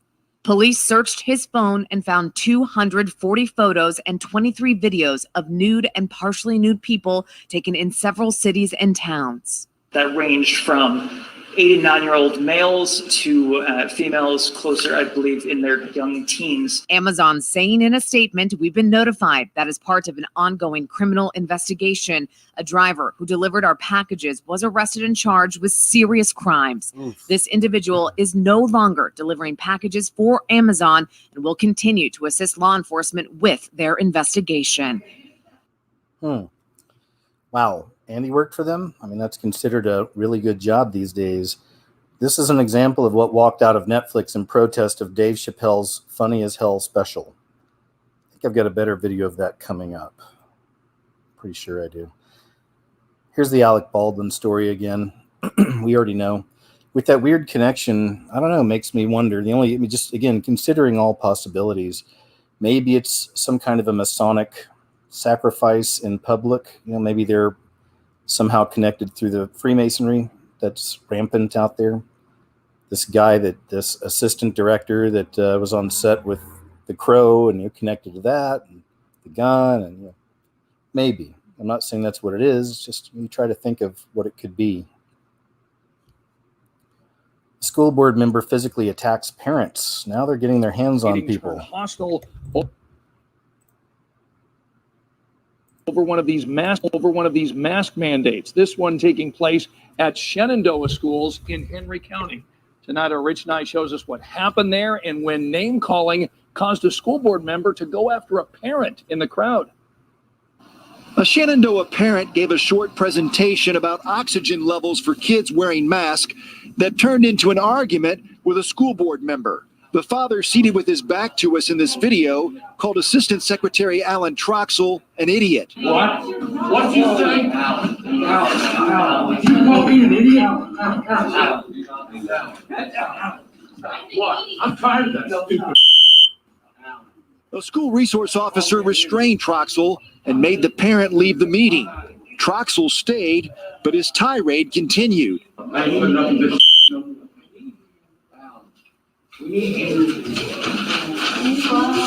going to sit here and be called an idiot by some dumb. I tried but could not contact the school board member Tuesday.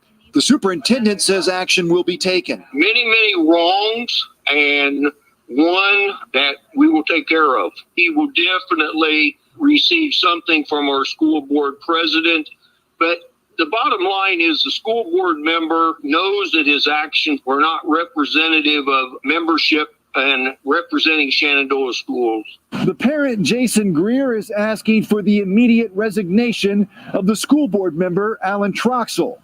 And if that doesn't happen, Greer says he'll seek legal counsel. Greer's wife is the woman at the podium who also spoke against the mask mandate. People say, go to the meetings and show your support and let your voices be heard. And then you get there and you're almost attacked by a board member and you're ridiculed and mocked and, they laugh under their breath. It's not a way that it should be handled. The meeting continued and the school board extended the mask mandate through January 10th. It's getting ugly. Hopefully this tweet's still here. Yeah, this is a school teacher recently did this performance for her class. Here you go. So got to what? So got to what? So got to what? So got to what? So got to what? So got to what? So got to what? So got to what? So got to what? So got to what? So got to what? So got to what?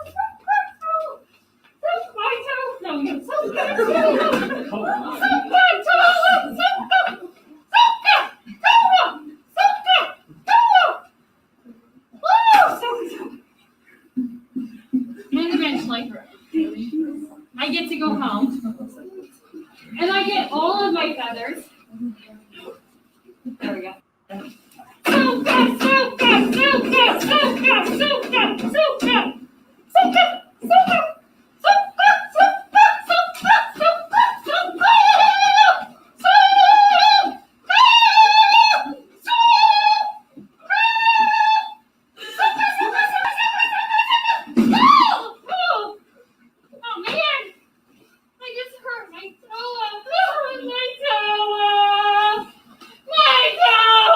Why is red misspelled?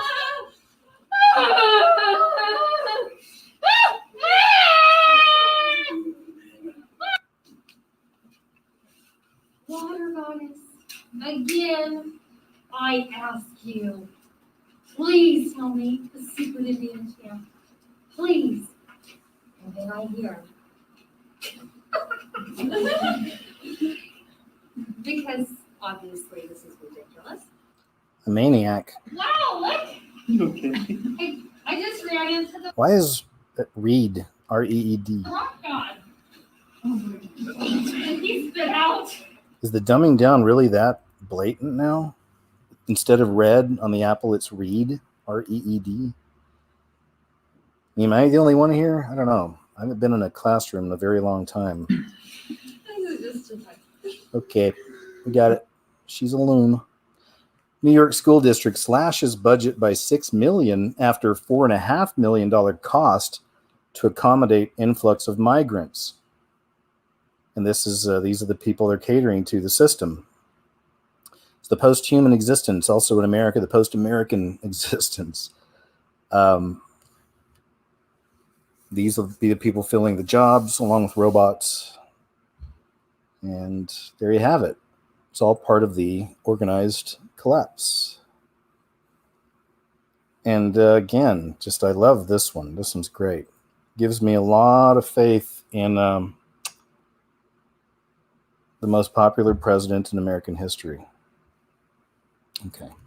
In terms of inflation, because you had told us at a town hall, I think it was in July, that this was just near-term inflation. The Wall Street Journal recently talked to like 67 financial experts who said that they saw high inflation going all the way or deep into 2022. About that, with just in terms of inflation, because you had told us. Obama's in his ear. He's like, hold your arms up. Keep them there. With just in terms of inflation, because you had told us at a town hall, I think it was in July, that this was just near-term inflation. The Wall Street Journal recently talked to like 67 financial experts who said that they saw high inflation going all the way or deep into 2020. And Cooper's has CIA connections, and his mother was one of the elite witches. You may have seen some stuff I've put in videos on his family in the past. Joe Biden pitches, look up the childhood picture of him and his brother and his mom. That's a start. That's a good start for you. Joe Biden pitches his Build Back Better agenda in Scranton. We will take literally millions of automobiles off the road. Off the road. We will take literally millions of automobiles off the road. Off the road. He didn't show him yell. There's a longer clip where he kind of yells for the third time. Anyway, there you go. It's the Green New Deal. Part of it.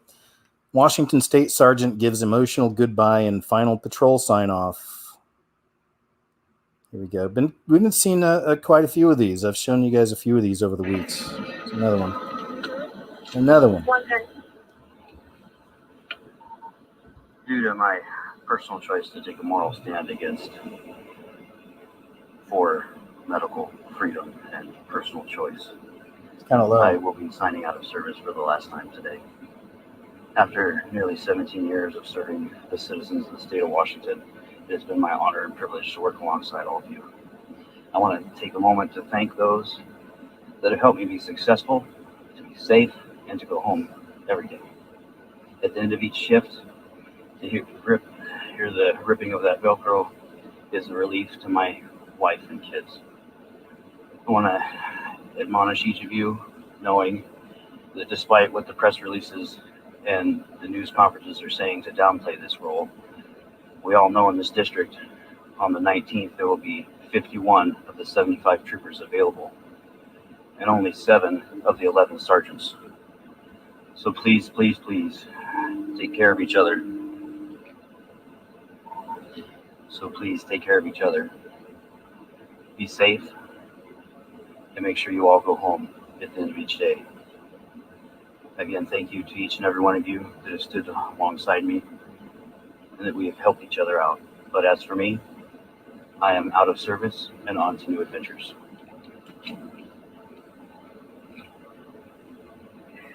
On behalf of your D5 coworkers, I want to say you've been a pleasure to work with for the last almost 17 years. You've accomplished great things here and built amazing friendships along the way. You've led your crew in DUI arrests year after year, been an STO, a DRE, and peer support member, and most recently made sergeant last year. This agency is losing an outstanding, hardworking, determined, and caring individual. I'm honored to have been your dispatcher, but mostly proud to be your wife. Our future is bright. Thank you so much for your service once again. And thank you for yours and for being by my side. Beautiful. And you're literally seeing people leaving the beast system. That's what this is. The beast is manifesting quickly. It's going to be terrible. And we're in that situation now where we're seeing people making that choice, seeing what it's turning into, how bad it's going to be. Because once you bend a knee to it, you're going to have to keep going on with all the boosters and everything else. And they're breaking away from the beast. And I know it's hard for a lot of these people. It has to be. A lot of these are career people. I've seen a lot of military clips of people going through this. So, let's pray for the people, man. It's tough. It's tough out there, breaking away from the beast, but it has to be done. Let's see if this one will play. Excuse me. Welcome to the Health Ranger Report. There's a Steve Quell. Globalist technocracy explained. This is a good one. I think it's a few minutes. Yeah, let's check this out. Your dream, whatever sort of nightmare it is, has no chance, Drax. No doubt you have realized the splendor of my conception. First, a necklace of death about the earth. 50 globes, each releasing its nerve gas over a designated area, each capable of killing 100 million people. The human race, as you know it, will cease to exist. Art imitates life. So why in so many movies with villains or sci-fi films or dystopic films does the villain brag about what they do? Because that happens in history. Well, there's no good feeling that comes on something like this saying, I told you so. If anything kills over 10 million people in the next few decades, it's most likely to be a highly infectious virus rather than a war. My book of the Fourth Industrial Revolution is that the innovations we are seeing today in terms of artificial intelligence, the Internet of Things, cloud computing, advanced robotics, and many others, together constitute a new phase in human development, on par or even exceeding previous industrial revolutions in scale and impact. COVID-19, if anything, has accelerated this ongoing industrial revolution. It's not going to disappear from the planet, which means as we get into next season, in my mind, it's inevitable that we will have a return of the virus, or maybe it never even went away. They love to monologue about what they're planning, very thinly veiled in front of you before they do it. The global private central banks of the world control big pharma. They control the defense establishment. They control energy. They control the media. They now control academia, and they control most of the church. And now they want the family. Now they want you individually. Now they want your mind. And the Bretton Woods Agreement that was set up to make America the new British Empire at the end of World War II is coming to an end. Since those 44 country delegations met at Bretton Woods, the IMF has grown, and now we have 189 members, almost the entire world economy. That means that while we can address issues on a global scale, the roles and interests of our membership are also changing. The rise of China and other economies fundamentally alters the global landscape. They're in the Financial Times of London. They're at the CFR. They put out reports saying that a new order is forming, run by the UN and NATO, with shared power by what's left of the US, the European Union, and the Communist Chinese. And so they are bringing in the end of the dollar as the world reserve currency, and with it, a new digital world currency tied to your COVID passport and tied to your carbon passport. This is the official plan now being announced. And that's where we are. You have lived to see the big banks take over, and they got the whole world through fraud. They got the whole world going back over 500 years ago in Europe with the Rothschilds and others, would be goldsmiths, and you'd keep your gold there so it wouldn't get robbed, your rubies or diamonds or silver. And then you would come and you would give them one gold coin worth X, and they learned they would give you scripts saying you had one gold coin, but they learned they could loan out 10, 15, 20 times more paper script checks than what they really had. And with that, they leveraged it, and there was lots of families doing it. The Rothschilds, the most famous, the most powerful. They got so powerful they married into British royalty 300 years ago. And then in 1815, at the Battle of Waterloo, Lord Wellington defeated, in his British-Prussian pincer attack, Napoleon Bonaparte, and he sent carrier pigeons to the coast on fast corvette ships across to announce that morning that Lord Wellington had lost the war. And the British stock market plunged by 99%. Rothschild, of course, began selling right up front. Everybody panicked and began selling. Then they came in with the news, oh my God, Wellington has lost, British army destroyed, British Empire has collapsed, Napoleon rules the earth. And then as soon as everybody started selling, he bought it all up. And now, 200 plus years later, that system rules the entire planet, except for Russia and a few other countries, controls China, and now is about to put you on a digital system through an iPhone and your computer that tracks and traces where you go, what you do, decides where you can go, what you can do, and decides what your child's going to be, and if your child will be allowed to have children, and you will be lesser than farm animals. There you go. Little history lesson. Good evening. Nothing more dangerous than a man with nothing to lose. Hey everyone, fucking knocked off for the night. R&R. Just a reminder to all the rich elites who think they're untouchable and the ones who are pulling the strings on the puppets here and pretty much everywhere around the world. You do realise there is nothing more dangerous in this world than a man with nothing to lose. So if people who are trying to do things legally, the right way, humane way, don't come through and clean these scumbags out and they get away with their agenda, just remember, you take everything off a man, you take his family, livelihood, everything, and you leave him with nothing, you got nothing more to lose. Fucking brace yourself. There is nothing more deadly in this world than a man with nothing to lose. Just remember that. If you keep pushing, just remember. Yeah. It's not great, but that's the way a lot of people are going to be thinking. Oh, okay. This is one I probably... What is in your food? This isn't really graphic, so I can't show this, but if you want to see it, it's on a BitChute. What is in your food? Red Pill World. Red Pill World. Here's another one. I showed this in my last video. That more and more there's allegedly black-eyed children being born, allegedly, from vaxxed potioned parents. This is a new one. This one's from yesterday. You decide. I say allegedly because I don't know the backstory and all this, but I put some of the footage in my last video. I've shown some other clips on my uncensored show.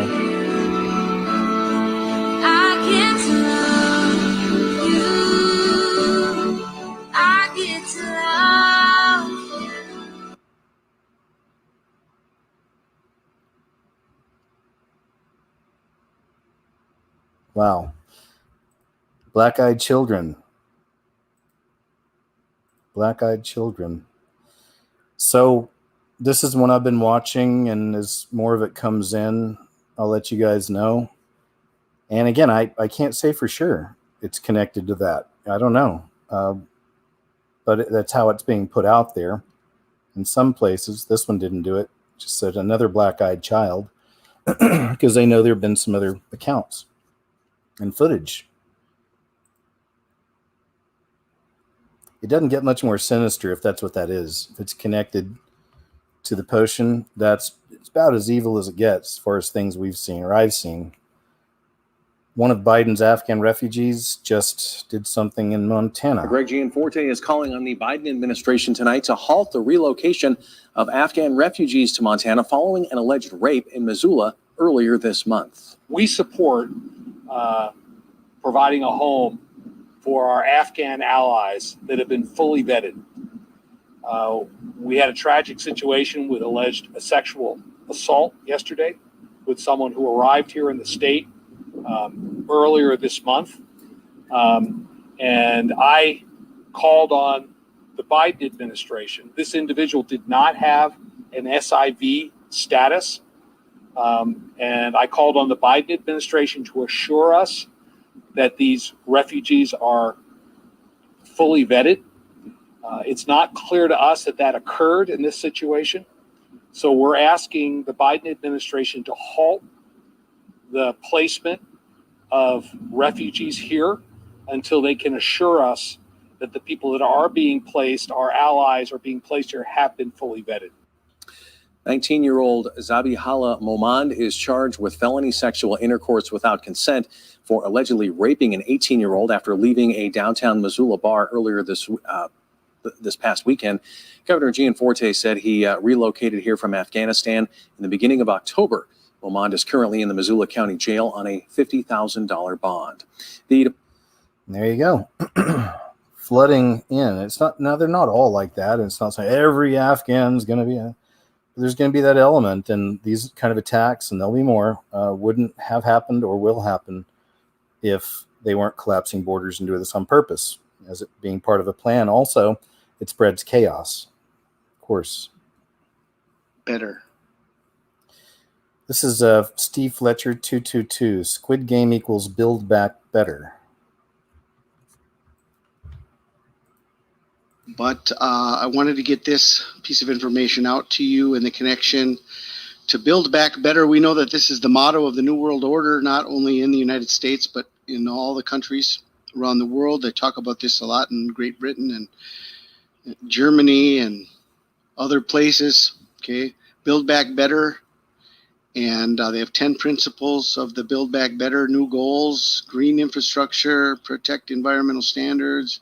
Okay, Build Back Better. Well, they've got the connection to the Squid Game. Now, the Squid Game is Netflix #1 highest rated most seen series of all time. Okay, now this is a very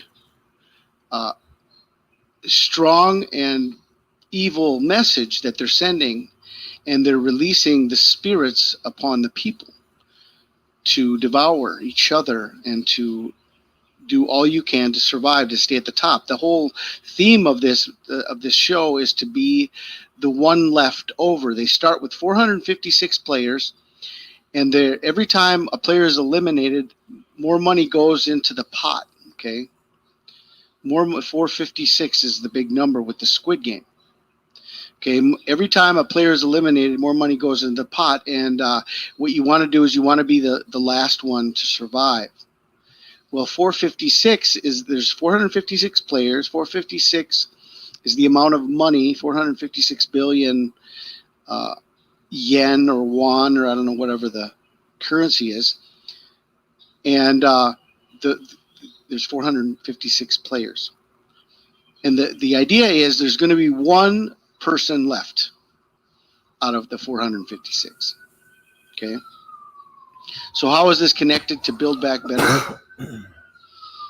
The 10 principles of Build Back Better, the Squid Game. Number 456, well, Strong's Greek shows us clearly the meaning of Build Back Better 456, to build again. Okay? To build again. I will rebuild the tabernacle. That would... It's a good catch, eh? So I won't play it all. You can watch it all on his channel if you like. Steve Fletcher 222, Squid Game Build Back Better. Okay, this one's going to be kind of gross. It's got a lot of views.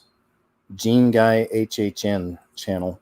Is this a snake or a worm? I don't know the background on this, so I guess you decide. I'm warning you. It's 23 seconds. It's pretty wild. Pretty wild footage. So here we go.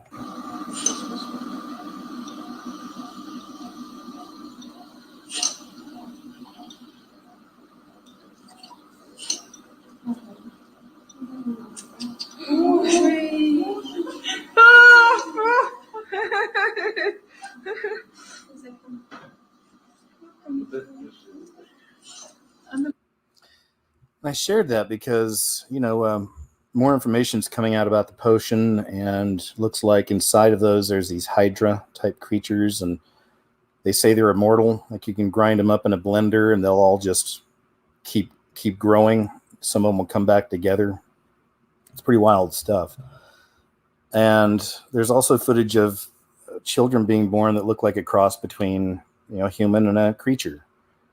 There's some of that happening as well. So I saw that one. I'm just wondering, I don't know, could it be one of those weird worms that grew inside from potion? Probably not. Okay, I don't know. I'm just throwing out possibilities. The snake, I don't know. It didn't seem to be moving or be alive. It just looked like a long kind of worm thing, didn't it? Okay, there you go. Moving on. UFO sighting freaks out locals in Chicago.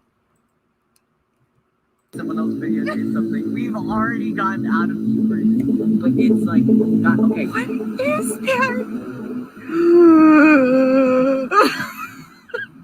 Wait, no, let's think logically about this. What is that? Yeah, that doesn't look normal.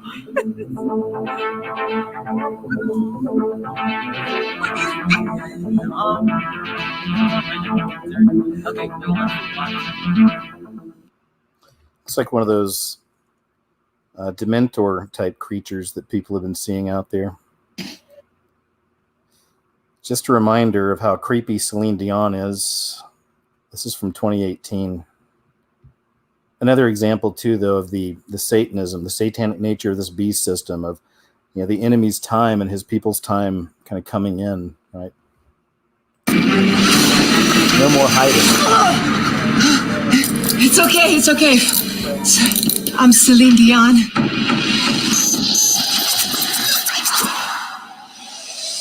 Our children, they are not really our children, as we are all just links in a never-ending chain that is life. For us, they are everything. But in reality, We are only a fraction of their universe. We miss the past. They dream of tomorrow. We may thrust them forward into the future, but the course will always be theirs to choose. Black dude.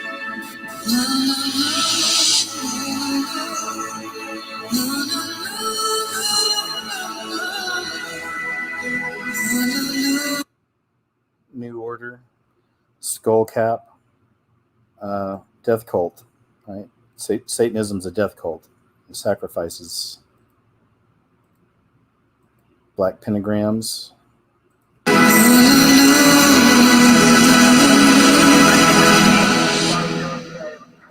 That's it. And then the rest is just wacky hijinks, of course, with silly music playing.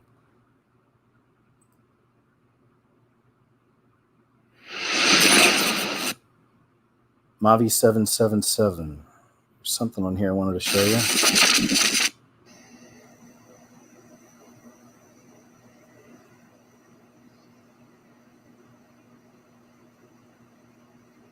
Yeah, that. Interesting. Just floating around. There's a clip of a man in the military. I don't even know what branch or anything else, but off the top of my head.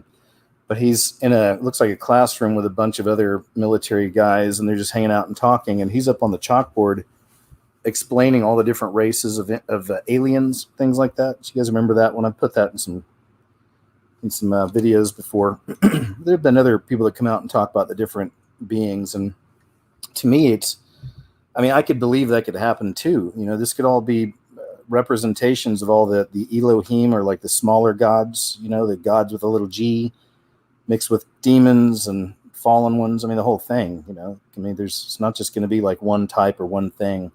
I could see it being multiple, especially when we see footage sometimes so drastic. I know some of these are shapeshifters too, but sometimes we actually see little crafts, things like that as well.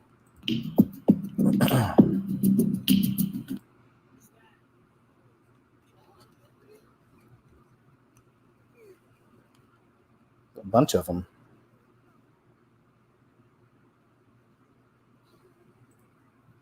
All right, moving on. Video unavailable. So there's another one. This got taken down while we're live. Biden flashed. Now here's another one for you. This goes to show you the kind of programming and what they've done. So the satanic symbols have all become mainstream, and this is one of the ways they made this one mainstream, is by calling it a symbol for white power, right? Which is nonsense. I've talked about it back when they first started doing it. Now you got Joe Biden doing it, literally holding it over his eye, and the people are still like, yeah, that's a white power. Well, that was something else, 666 long before that. Don't pay a cent. Don't pay a cent. Don't pay a cent. Don't pay a cent. Don't pay a cent. Don't pay a cent. Trying to see if I could see his eye. We have a slit, maybe.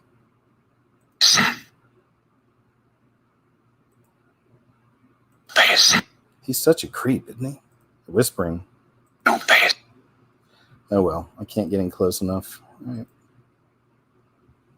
Twitter erupts with support for In and Out after company refuses to enforce that mandate. Good to know. YouTube bans the Vietnamese Alex Jones after obsessive John Oliver complains. John Oliver's he's got an HBO show. He's supposed to be a comedian. It's not very funny, but he's done this before. He has a history of running to YouTube and Facebook and tattling on people, and then suddenly their channels are removed and their videos are gone. So I guess there is a Vietnamese AJ that got taken off there from Oliver. John Oliver, the tattletale. YouTube bans rapper's Let's Go Brandon song, claiming it violated policy on misinformation. I'd play that for you, but I don't know if I can now. This is banned off YouTube. Various shots that people are getting now cover get COVID if you have these vaccinations. Hey, let's go. Anyway, there's that if you want to check it out. Okay. And lastly, people are hoarding. Executives issue warning on possible food shortages. And we've been covering that for months. You already know that that's coming by design. I hope you've got some prepped up.